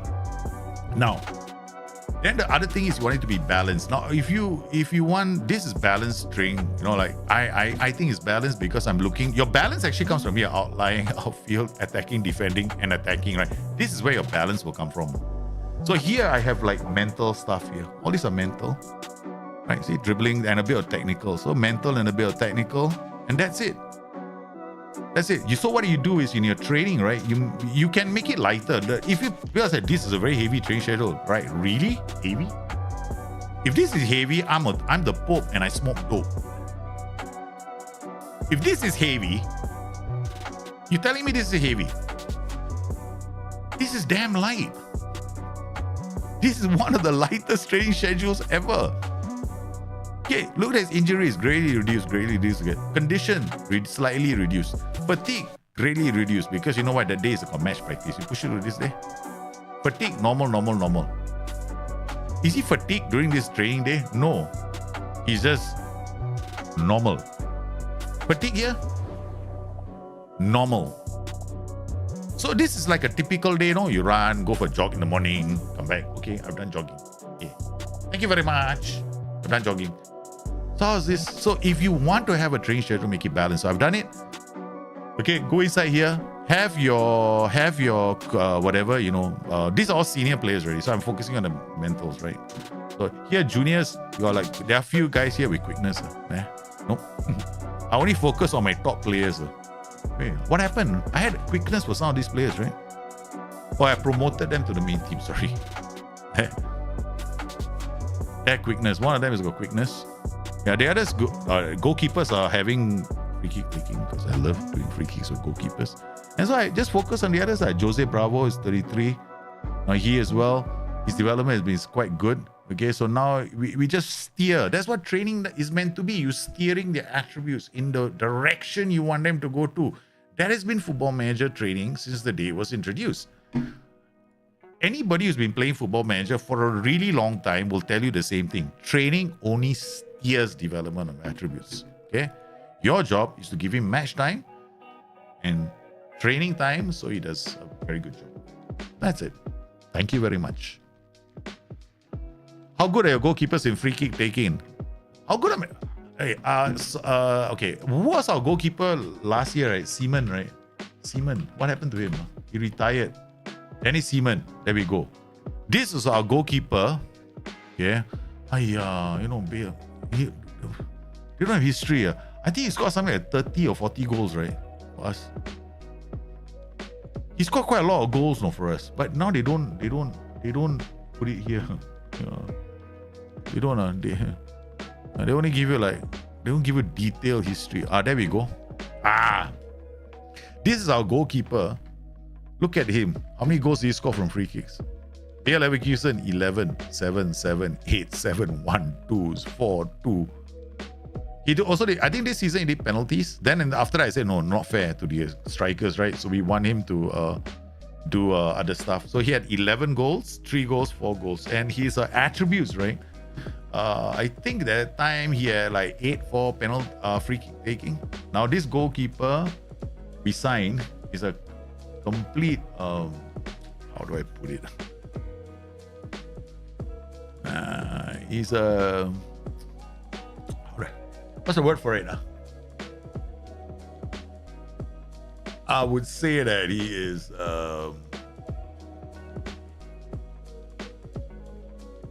where's our goalkeeper? He's not that good. Where's he? Domenico Salvati. His free kick taking is only 3. Yeah. The other guy was 6. But his technique is not 12. I like this though. Technique is he might influence his free kick taking. I was my fastest at 38, but that was because I was very lazy for a long time. Why 38 you were fastest? Sheesh. I was doing 200 meters in 21 seconds those days when I was young. Of course, 200 meters was not my distance. My distance was 1500 meters. Yeah. I was a 1500 meter runner. And a 4x400 meter. My teachers saw when I was in school, right? They saw that I loved athletics so much. I was naturally good at it. That they stuck me in every single sport just to see in every single event just to see how it do. I became a bloody guinea pig, boy. But then after that, I still remember. Then I joined I was in a national team, right? So I'm from a mixed school. So because now when I'm training with the national team, I'm training with them and I'm coming back. But when I'm coming back to my school, so I used to come back to my school. Then they didn't have a relay coach, right? A 4x400 meter relay coach. So and our school's 4x400 meter team wasn't very good. Okay. So they asked me to coach the girls team. Made me coach the girls team. Do you know how difficult it is? How your hormones are going crazy as you tell the girls as they get into their starting positions when you're that young? And you have to be a gentleman all the time. I was thinking to yourself, oh my God. Oh, it's such a hard time, okay? And the thing is, I was in my track team, right? All the girls were hot, boy. It was I still remember their names. Lauren Branson, Saburanacha, Marikan, the hottest girl, and one girl called Yvette. Oh my lord. I can remember all their names. Until today, those names are etched in my brain. Because every time I would take, because we're all in the same training group. Yeah.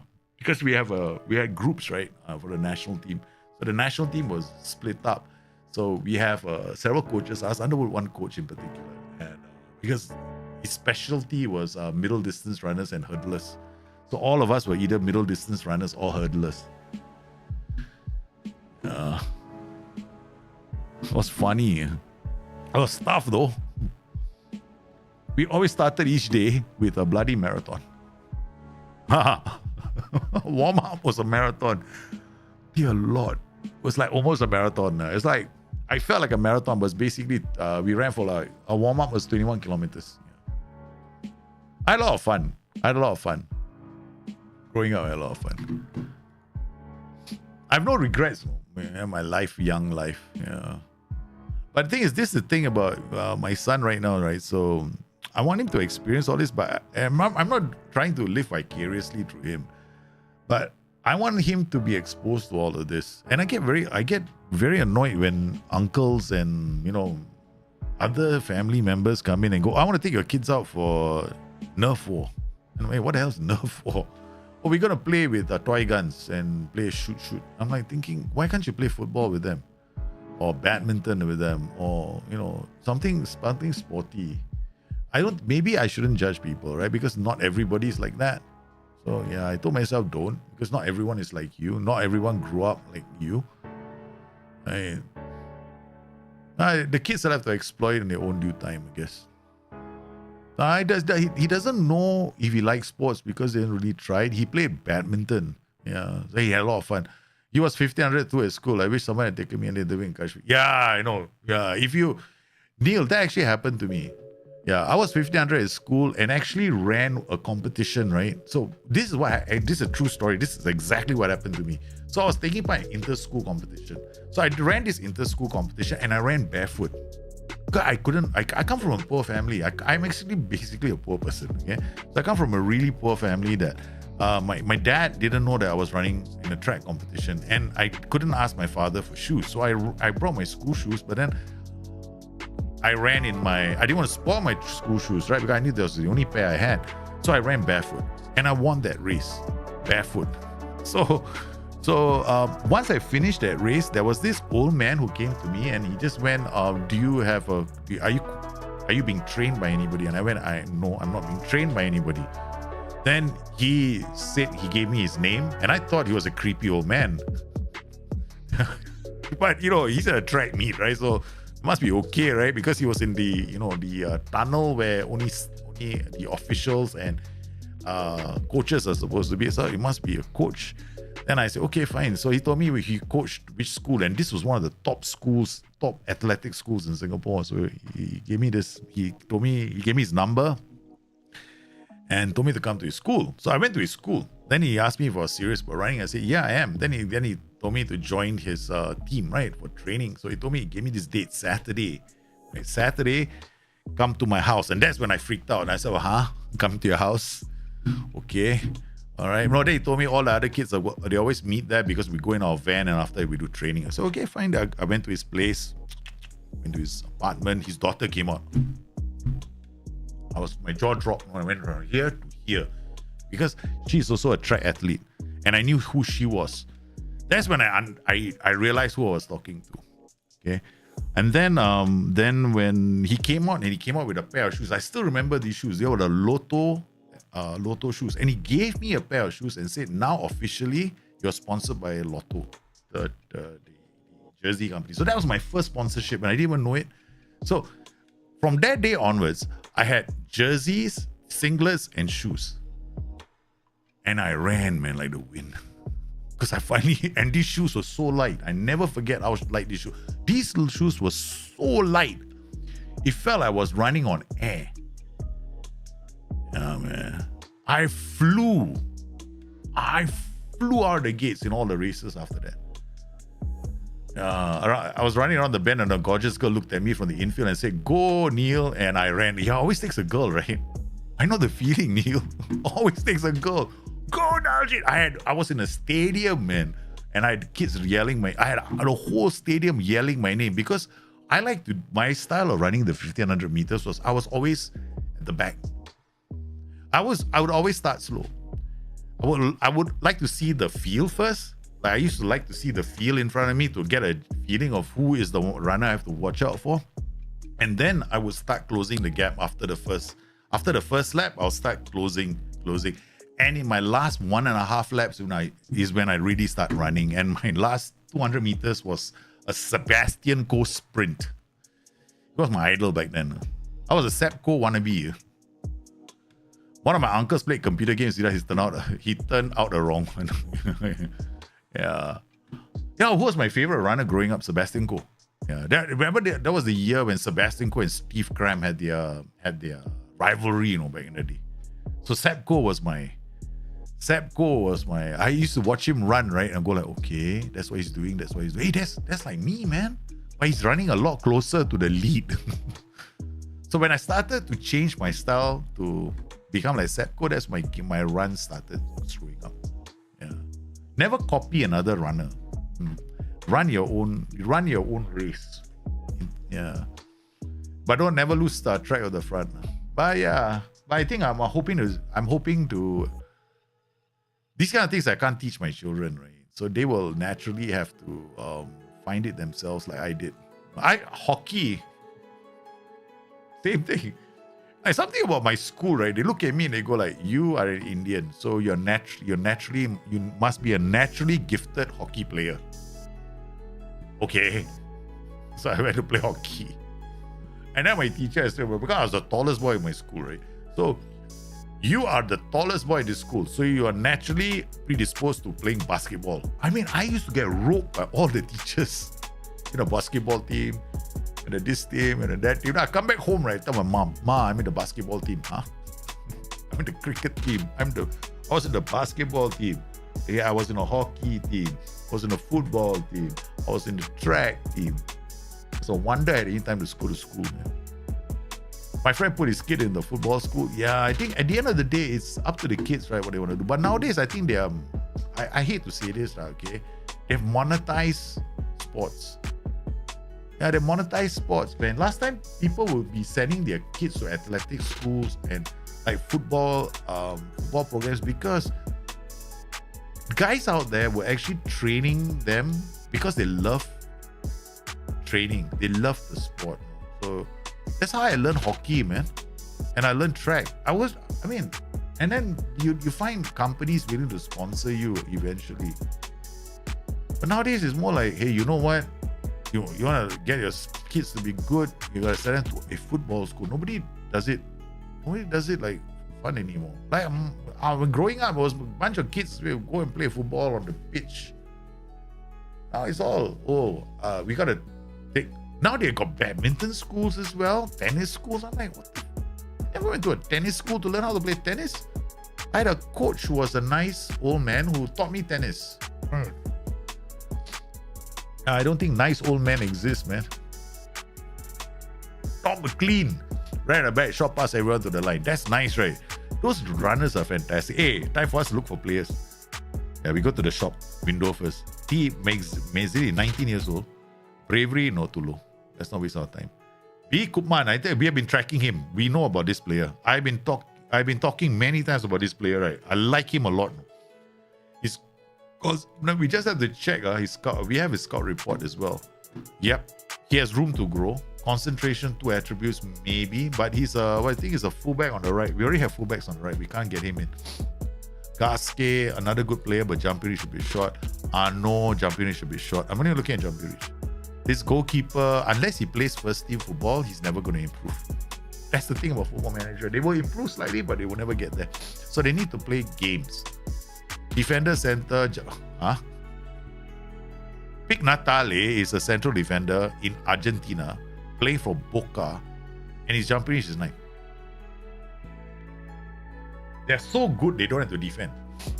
This team is so good, they never defend.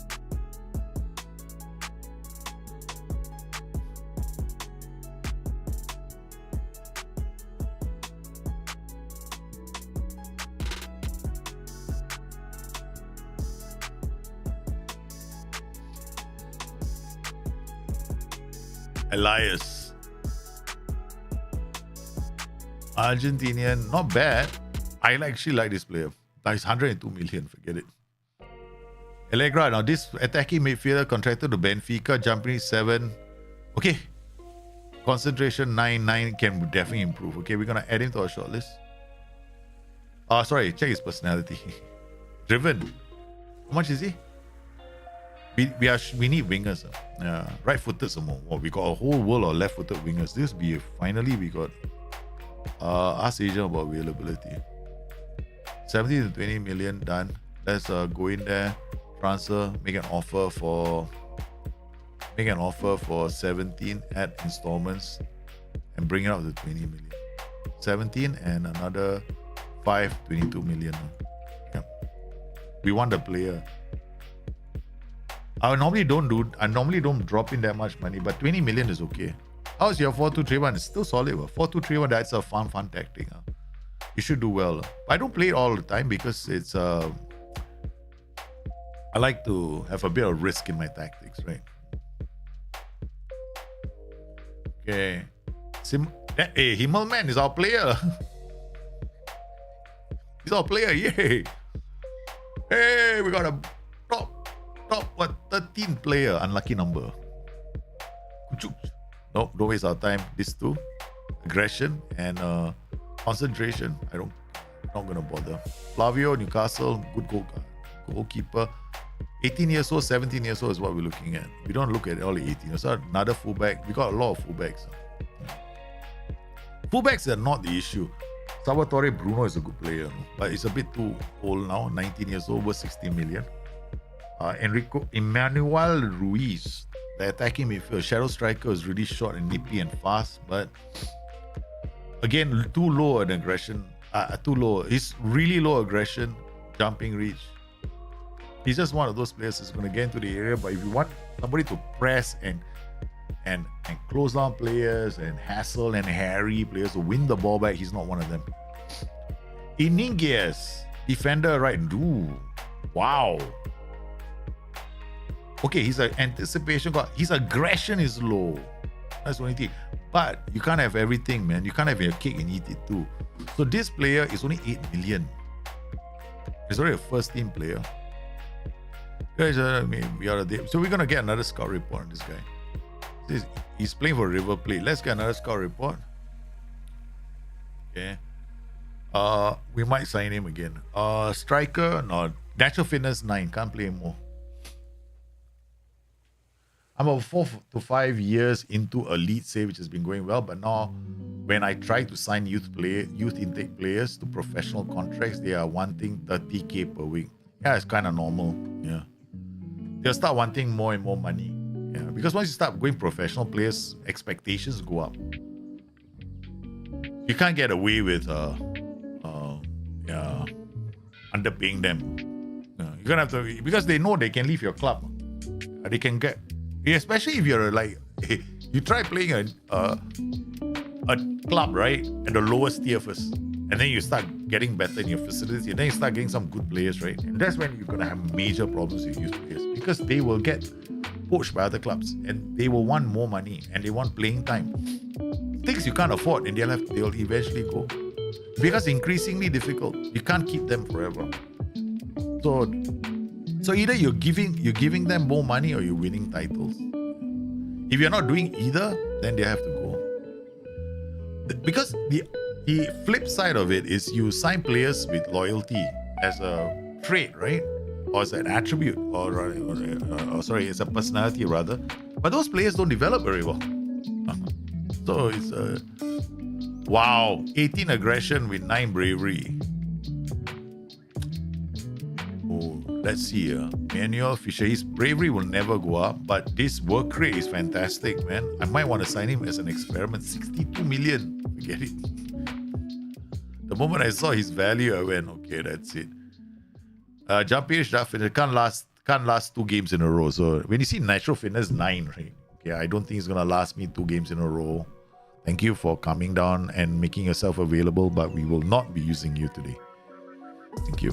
Pep. Is that the Pep Guardiola? Is this the Pep, the striker? No, this Pep is only a striker. His jumping is 8, aggression is 15. That's kind of interesting. Okay, now the thing about him is that it's not particularly tall, but he could fit into our mold, our attacking. If I'm playing this system, yeah, why not? Let's get a scout report on him.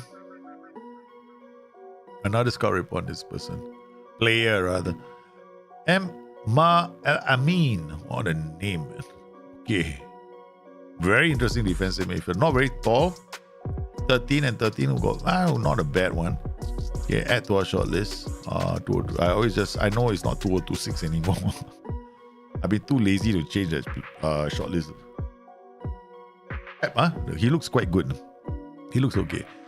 This guy, I mean, he's a good midfielder. Problem is his bravery is an attribute that probably will never go out. So it just becomes a case of, do you want to gamble on this player? There's too many negatives here. First, his height isn't fantastic, right? So the second ball, he's out of it. He's not going to win us the second ball. So if you're playing like a high pressure tactic in the opponent's half, second ball goes up in the air, you can count on him not winning the ball. So what's the point? He might have aggression. He might go in hard and help us press. But bravery, letting him down a bit. So 50-50 balls is probably not going to go in. So, yeah. He said, what else? He'll press but stop halfway. Now, this kid is quite interesting. Low concentration. Concentration is an easy attribute to improve, right? It's an advanced play. He can play as a shadow striker. He's gotten poor work rate. Again, attributes that can go up. Plus his scout report. We don't have a scout report. Let's scout this player. All right. So we'll scout him and find out whether he's got anything more to offer. Mr. Kosuno, eh? No, I thought it was same Kosuno. Liam Finn. Natural fitness 9. Stumbling block for us because we need players that can play 2 games a week. Another player here, decent personality, bravery, concentration out. Concentration. I know concentration can improve, but the combination is just going to cost me time. I want players I can see them play when they're 18 years old, right? 18, 19. They got to be able to play in the first team. Here, this player can play in the first team of most first teams. Okay, I don't mind him because he's a development project, right? So Rueda, who's at Manchester United, no, not him. Say Vasilik, he's a development project, right? He's at Salzburg. Okay, if his personality is solid, I'm thinking I want to sign him. Okay, resolute. Okay, all right. So we're gonna ask the agent. Okay, I think he's got plenty of potential, and then we're gonna transfer, make an offer. Again, we're gonna add in installments, get him in for 8. We get about 5. Offer the club, make them an offer they simply can't refuse. Okay, done. So we're gonna DM. So this is a development project. He comes in, we set up his training, and then we offload him, right? Ask him to go and go on loan.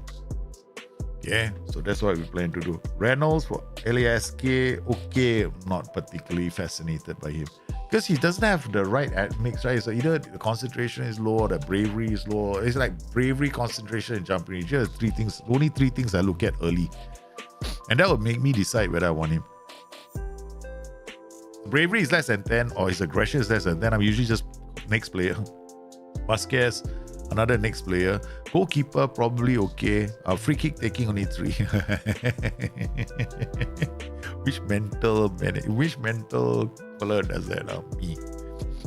Plays no true balls. No, thank you. Stays back all times. No, thank you. Bakir, midfielder, very nice aggression, anticipation, composure, concentration, decision making. Okay. Low bravery, forget it. He lost the plot a long time ago. Defender center, I like this guy. He's nice and cheap. Just as one technique. He's not going to be a great defender. He's not going to go to ground. His anticipation and concentration and his position is going to have to do a lot of work before this does not dive into tackles. Is great to have. Because at the moment, he doesn't know where to go half the time. So he does not dive into tackles, not helping. Because sometimes I think he needs to go to ground. He might make mistakes. Sabotka, jumping reach, a very fast striker, gets into the space. He's off the ball, is all right. 13. Work rate, not particularly high. A bit lazy. Okay, so he might be like Kylian Mbappe right now, always gets caught in the offside trap. Hassan, striker center, natural fitness 7. This is a big no-no for me. It just means that he can't play midweek games. You might get, he might even need to be subbed at halftime. Now, this defender is glorious. Bravery 18. Oh, he's glorious. He is what I've been waiting for. He's golden. 8.6 million. Ask Agent about. He's golden. 9 million. I've been waiting. Oh my god. It's been a long time since I saw 20, man. It's been a long time since I saw 20, you know. We just saw a 20.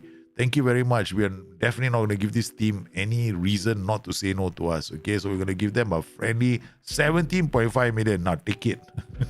I don't want him to come back with 40%, nothing.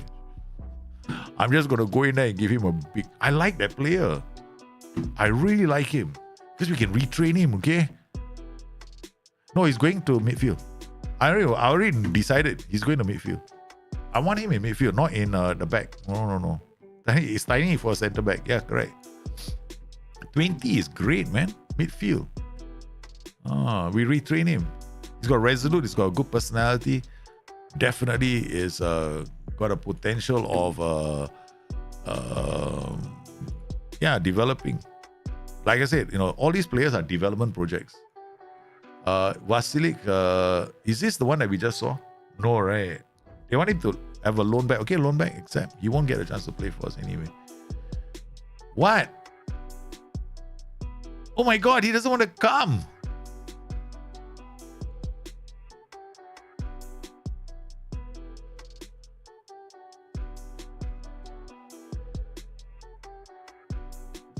What the hell, Nicola? You must be watching the stream. You must have heard me say I'm going to change his playing position. Oh my goodness, he doesn't want to come. You know how difficult it is to get 20 aggression, 18 bravery. The moment I saw that, I saw Goldas immediately. I was like, oh my god. It was like my eyes lit up. I knew what I can do. I know what I can do with him. Yeah, probably just sign. We just have to... I mean, I'll probably forget him in a while. Yeah. So we go to Jahid, right? We put a reminder to go back to him in about... we'll put a reminder. Keep note. Create a note. Sign Goldas. Sign Goldas. And the reminder date will be July. Right, on the 2nd of July. Okay, so we'll sign it. We will get a reminder in July to sign Goldas. Only it's going to be as clear as daylight, I hope. Yeah. Next transfer window. So let's look at the last game, right? Because I'm definitely all about creating chances. We know this tactic. Hey. Okay, now we know my camera is in the way, so we're going to move the camera. Oh, that's a new alert I've done. That's a new alert that I've done. I had to drop itself a lot lower. Get his books. Thanks for the follow, man, Carmine. Then she says.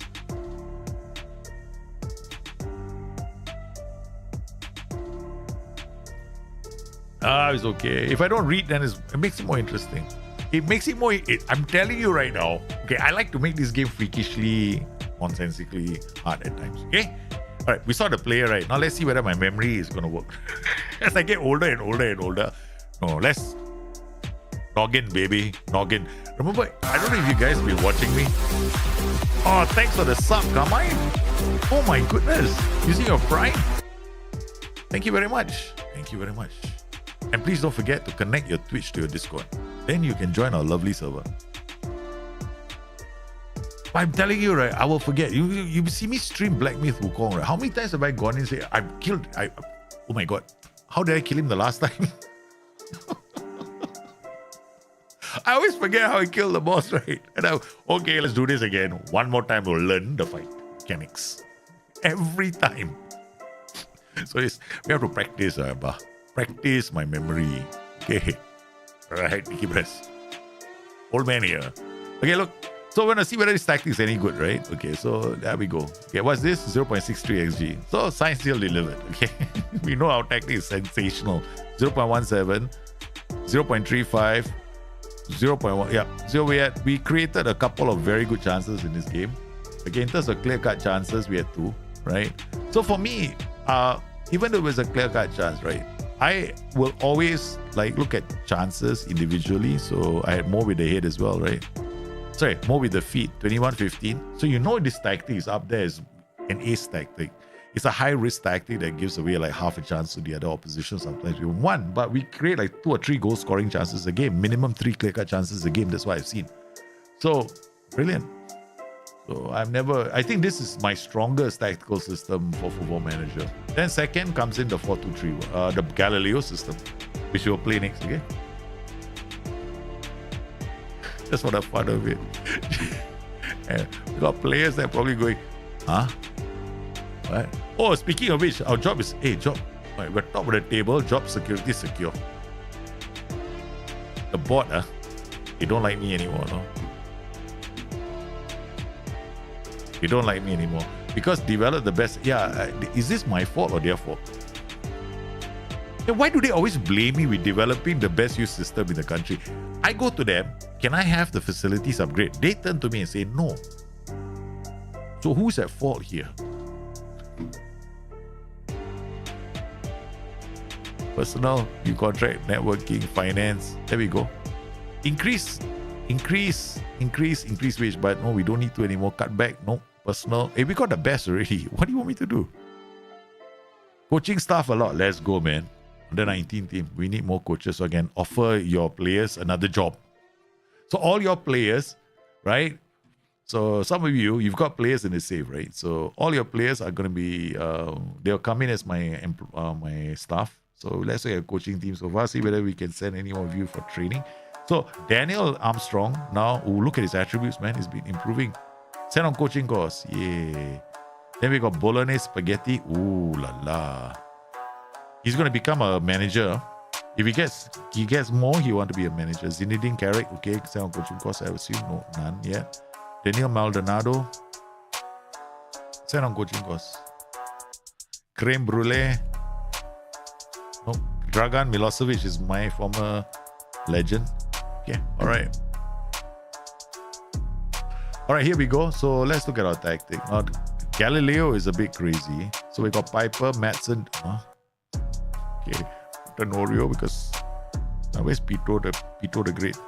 Pito is here. Tenorio, Piper, Zia, Costanzo, Santi, Johnny, Junior, and Rigoli. Okay, so Luca will come in for this player. Up top, we will probably ask Williams to play here. Yeah. What's the worst that can happen? We'll just lose. Okay, we don't need him. All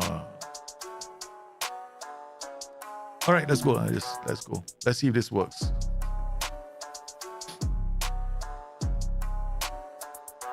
Once again, guys, I will be. Oh no! I know money here. I forgot to do this. That's a problem with YouTube.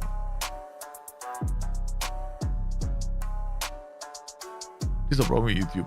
I actually have to use a streamer bot to log into YouTube. I was wondering why my chat wasn't combining. I only just realized. Like, 2 hours into the stream that wasn't combined. Okay, let's go. All right, ladies and gentlemen, we are here. Gunther out to. This is Gunther Firth. They are we should be scoring at least 2 goals. That's my expectation from our team. Flesh Hauer into Carol. Okay.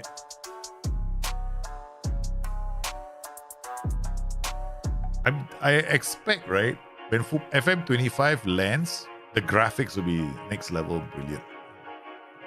Because of the Unity engine, there's no 2 ways about it. But I'm hoping that the stadiums, right, they render the stadiums and make them look a bit more realistic. Because at the moment, picnic stands in the stadium and hot dog stands in the stadium just don't make no sense to me.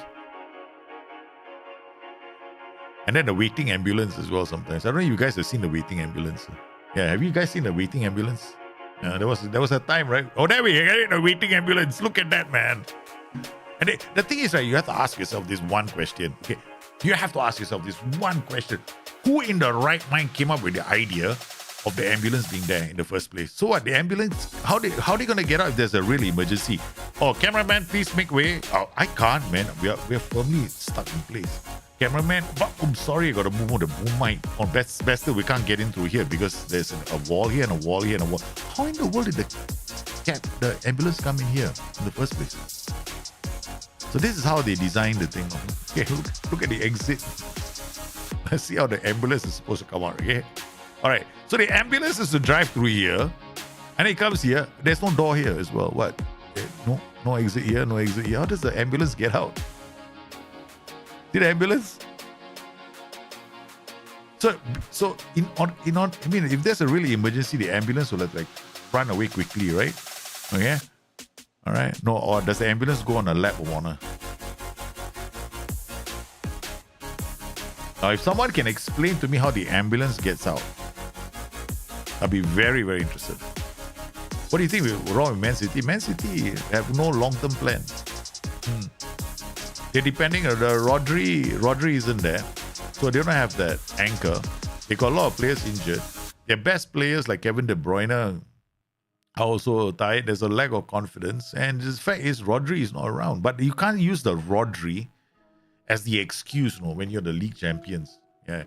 So a lot of it boils down to the fact that they never actually went out. They did actually. They brought in Calvin Phillips, right? But then Calvin Phillips doesn't play half the time. The Rodri position hasn't been deputized effectively by another player who comes in and does the work. So yeah, I would point.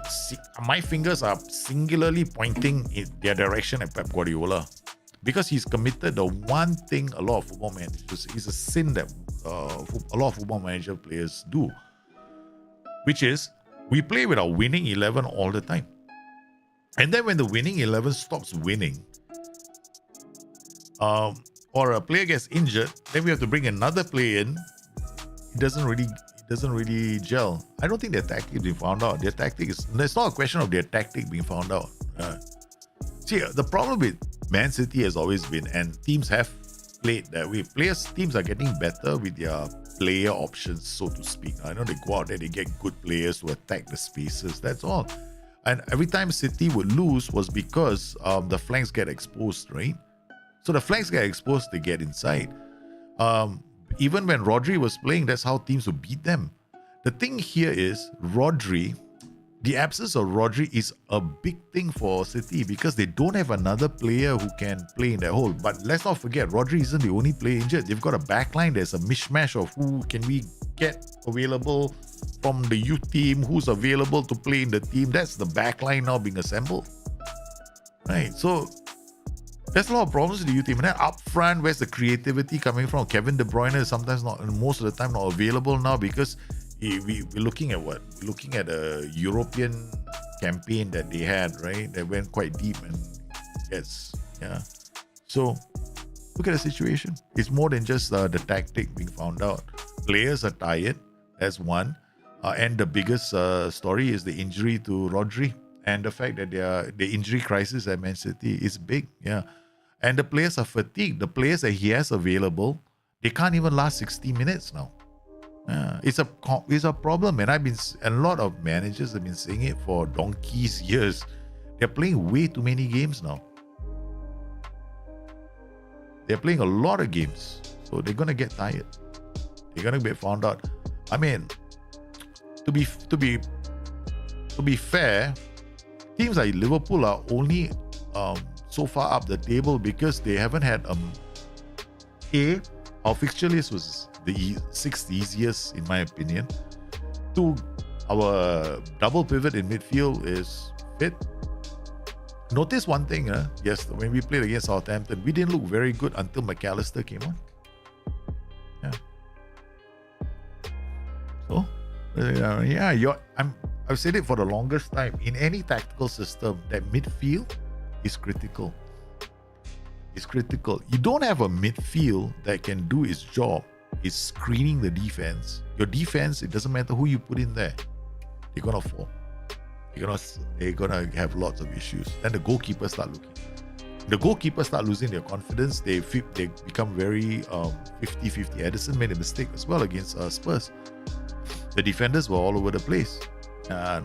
And that Son Heung-min and company, they were just attacking the channels where they were weakest. So yeah, City is just, oh no. As far as City are concerned, it's just injury crisis. Tactic, people have found out their tactical system since day one. But they've been good enough to, like, what's the word for it? Band-aid over it, because they know if they dominate possession for long periods of time, even if they lose it once in a while, it's okay. Kyle Walker was exhausted as well. Remember when he conceded the goal? One of the goals they conceded, he was struggling to get back into position. Yeah. When what's his name came in, the young one, Brendan Johnson or something like that, right? He created the assist. Yeah, the players are exhausted. It's got nothing to do with tactic, we found out. The tactic has been the same. They've been playing the same system. Everybody knows, attack them down the flanks. They're weak. Now, it's not a question of he's finished. You see, the thing is this. This is the thing. It's not a question of he is finished. I've been saying this for the longest time. Pep Guardiola is one of the managers that makes the fewest substitutions in the game. Look at the number of substitutions other managers do to rotate their teams. And a lot of managers rotate their players a lot. Look at how Liverpool lined up yesterday. They played with, they started with Szoboszlai. And the midfield, Ryan Gravenberch, and they injury forced somebody else. McAllister was rested because they need McAllister available. Did they ever do that to Rodri? So yeah, they're gonna get found out. Teams that take a big risk with their players normally get found out, and I'm not surprised City got found out. So it's not that. And Walker, is not fair to pinpoint the blame at Walker, because the fullbacks get tired, and they eventually get tired because they got so much space to cover, right? So you cannot put the Walker. Yeah, gone. It's a bit unfair to Walker. He played well. It's just he conceded towards the end.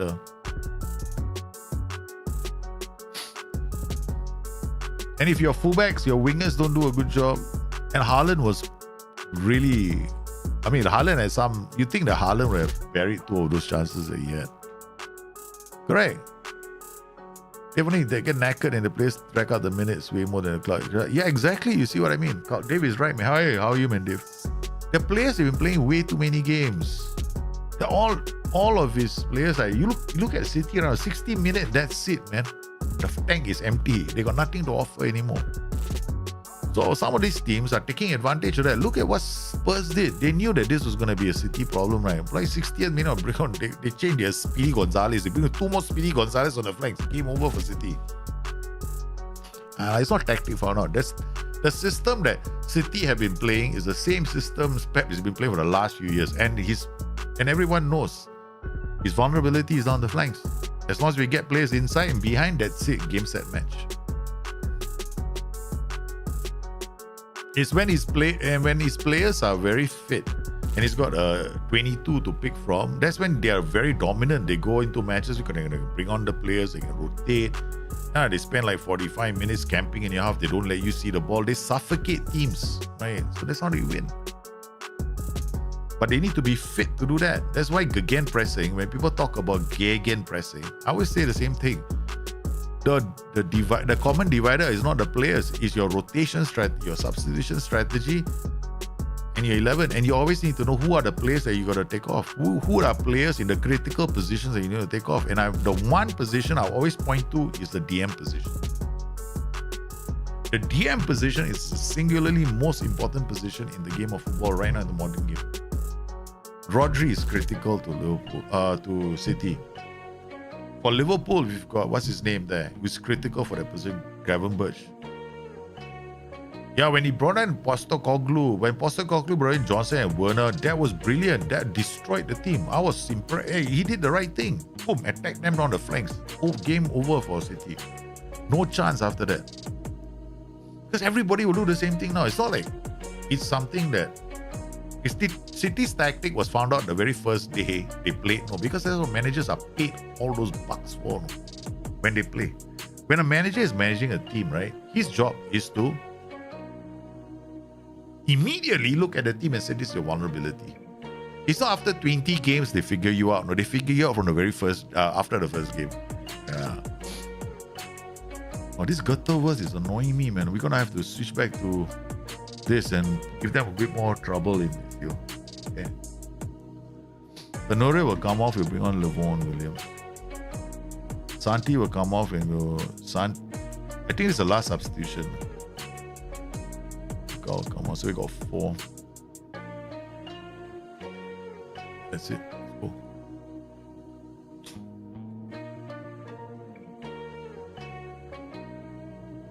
Yeah, City never had a Rodri sub. They never planned for Rodri's understudy. Every team has got like an understudy. Right? You think that they have a substitution plan or a legacy plan? You know what happens if Rodri is injured? Who's going to play in that position? Liverpool are looking actively for even Wataru Endo. I think he's leaving the club because Liverpool. He knows that he's not the Ryan Gravenberch or McAllister replacement. He knows that. He knows that he's not the player for the job. So Liverpool are looking at another DM and a striker and a winger, man. Because even Chiesa is leaving. Chiesa has indicated that he doesn't stay at Liverpool. Because he's not getting the minutes. And I think the Italian team, one of the Italian teams wants him back.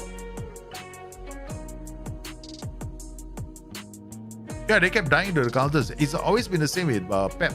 Pep never changes his legendary players. He'll keep them on the pitch. That's his weakness. That is his tactical weakness. If you want to know what is his Pep Guardiola's weakness, he is too reliant on his legends. He will never take them off.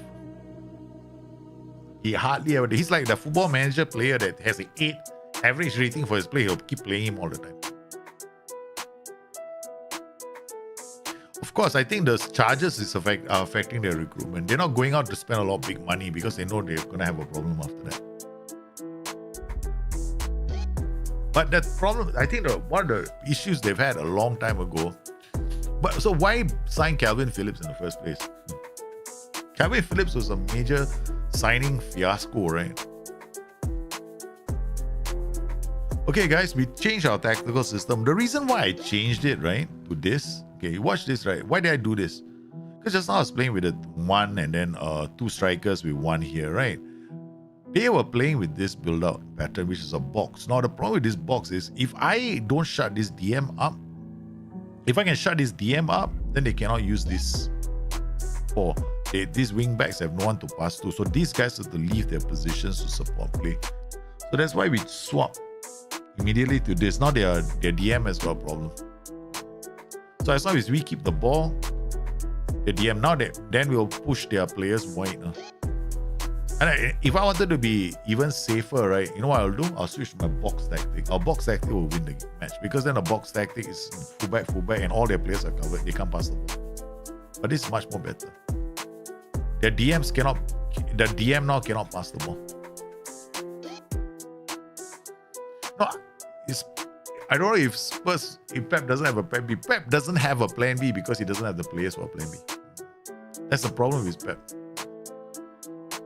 I mean, if it can be as simple as having a target man on the bench because I want to change my style of play, or I'm bringing this midfielder so I can change my formation. Pep is just one formation. Ito Williams is in. Oh man, come on, just scored.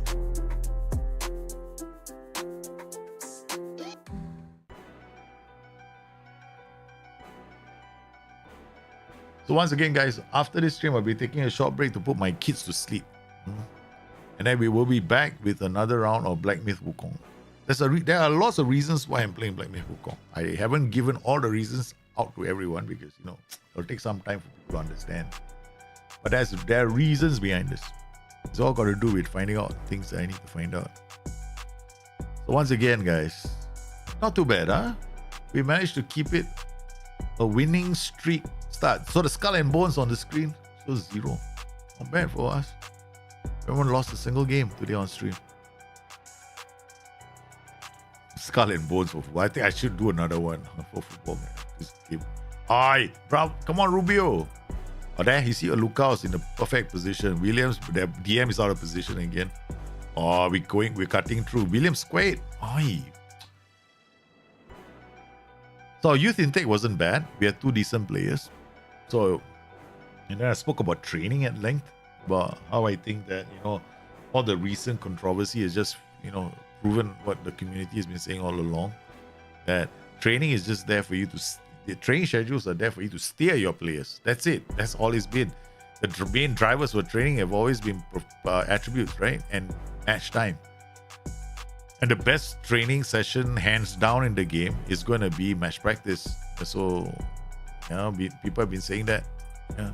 Okay, cool. And youth players are going to be, they'll develop physical attributes at lightning pace when they're young. Okay.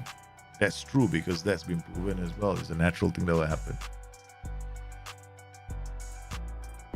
Low level of Savia and Daku, I don't think it's got nothing to do with it. The problem for City is midfield. No Rodri. Who else they got in the center of the park to do the job? They don't have a player of his caliber leading. See, the problem with City right now is they've also got injuries to the back line, right? So they actually need a leader, an experienced defensive midfielder, a real 6 who is actually telling players where to be. Even the defenders, they don't have that right now. So they look quite disjointed. Another problem that United also have. United are depending on Bruno Fernandes to tell players where to go, but Bruno Fernandes is more valuable in front. What they need is like a player who has the caliber to command the defense as well. They don't have one. They don't have a player saying, okay guys, let's start the press here, start the press there. Nothing. In fact, United's press yesterday was, they have a pressing concern. There wasn't any press. They were not pressing well. No triggers, man. Do you have time to see a broken tactic? A broken tactic? No lah. Bring out BYT. There's no, I think all tactics are broken. My tactic is broken as well. Smashes teams willy-nilly. 3 clear-cut chances a game. 3 clear-cut chances a game. That's a broken tactic for you, sir. Isn't that a broken tactic? Huh? I think it's a broken tactic. You never thought? What never thought? Okay, Atiki, you got the link, what? The Discord, right? You got the link? Put it up. I'll have a look at the tactic. Put it up. I'll have a look. I gotta go to Discord. Dropbox. Not public. I'll just go to file requests. Okay. When put it in Dropbox, I'll have a look now. Boom, file request. Dropbox. How can be done? How can be what done? Or just put. You never. Is this the one? You never thought Usmin Pasu.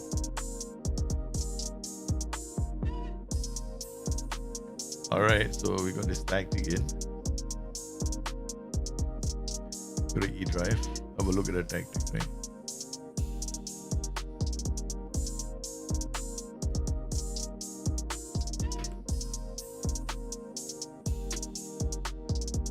Downloads.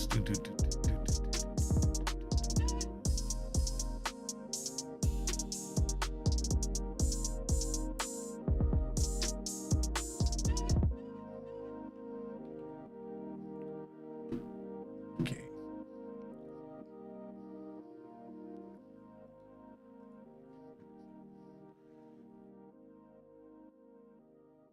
Striker role, do you think? The way I play Bustthenet, there's no best striker role for a formation. There's no such thing. It depends on how you set up your tactic. Like my best role is poacher. My favorite role is poacher because I play really attacking football. I get my wingers into the box. I'll get my midfielders into the box. I get so many players into the box. You don't know who's going to score the goal. And that's when I love the poacher, because the poacher will hold 2 defenders together. He doesn't pin the back line too far back. He just pins the 2 defenders together. They have to mark him.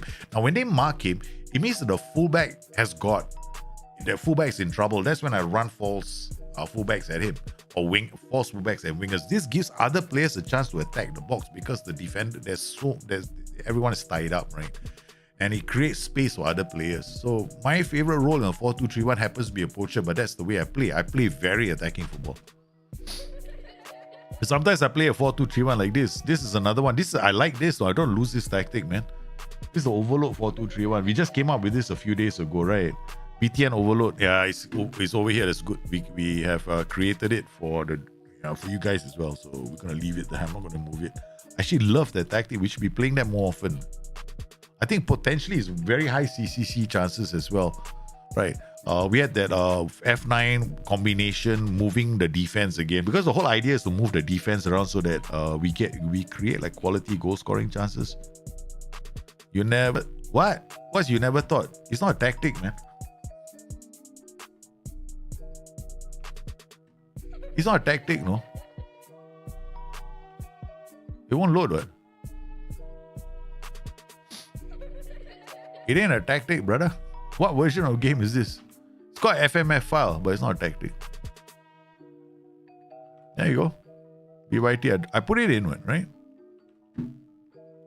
Yeah. You never thought of Kosvin Pasu. Yep. See that? Won't load.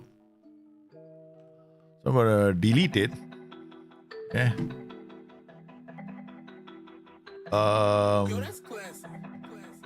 Let's look at tactic again. Yeah. Everything is an FMF file, but it didn't come out. It means it's too broken. It's so broken, the game doesn't even load it anymore. That's sad, man. Right. This camera is, I'm gonna have to change this, It's like a bloody stupid camera. Let's try this. Ding, ding. This is better, right? The camera is square. I was supposed to change it because I was testing things out. Yeah. I didn't realize it was a square one. You're sending me a screenshot? Okay, on Discord. Oh boy. So we gotta look at Discord. We gotta look at this tactic soon before we go. I need to put my kids to sleep. It's their bedtime already. The daddy was sing them a lullaby to sleep. Lullaby to sleep. Oh no, man. Bloody kids are 9 and 6 years old. They still want to I think that was something to do. Where did you put the screenshot? Better tell me, It's under general tactic chats or my personal FM. You can put it all there.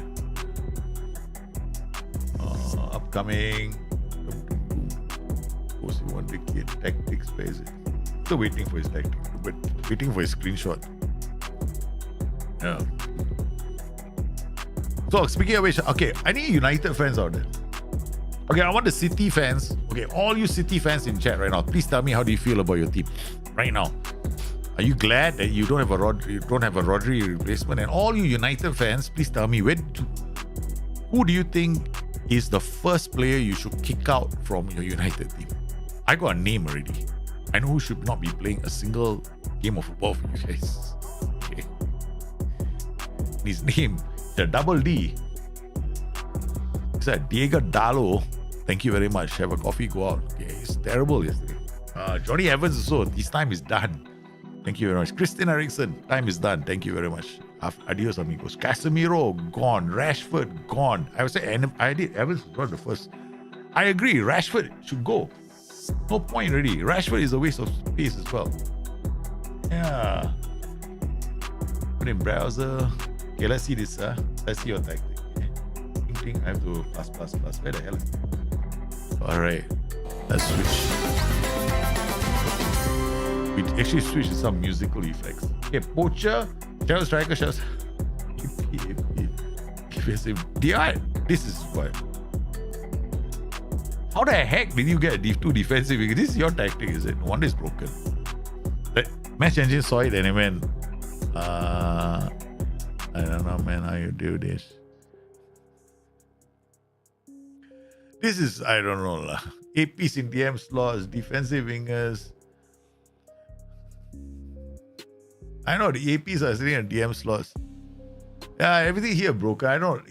I know. Thing is this, right? When you play Football Manager,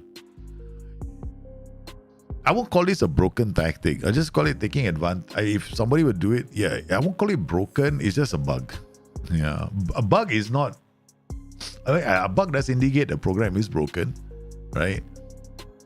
But the AI can't play with that bug, or maybe it might. You never know. Maybe that's the way the AI has been beating teams. Then maybe the AI has been beating teams just like this. Like sometimes you're wondering, I got a 3-0 lead, and damn, bloody hell, the AI with this tactic suddenly start winning. You know, their fullbacks are pressing me very high up the pitch. It could be that. It could be that. It could be just that's what the AI is doing.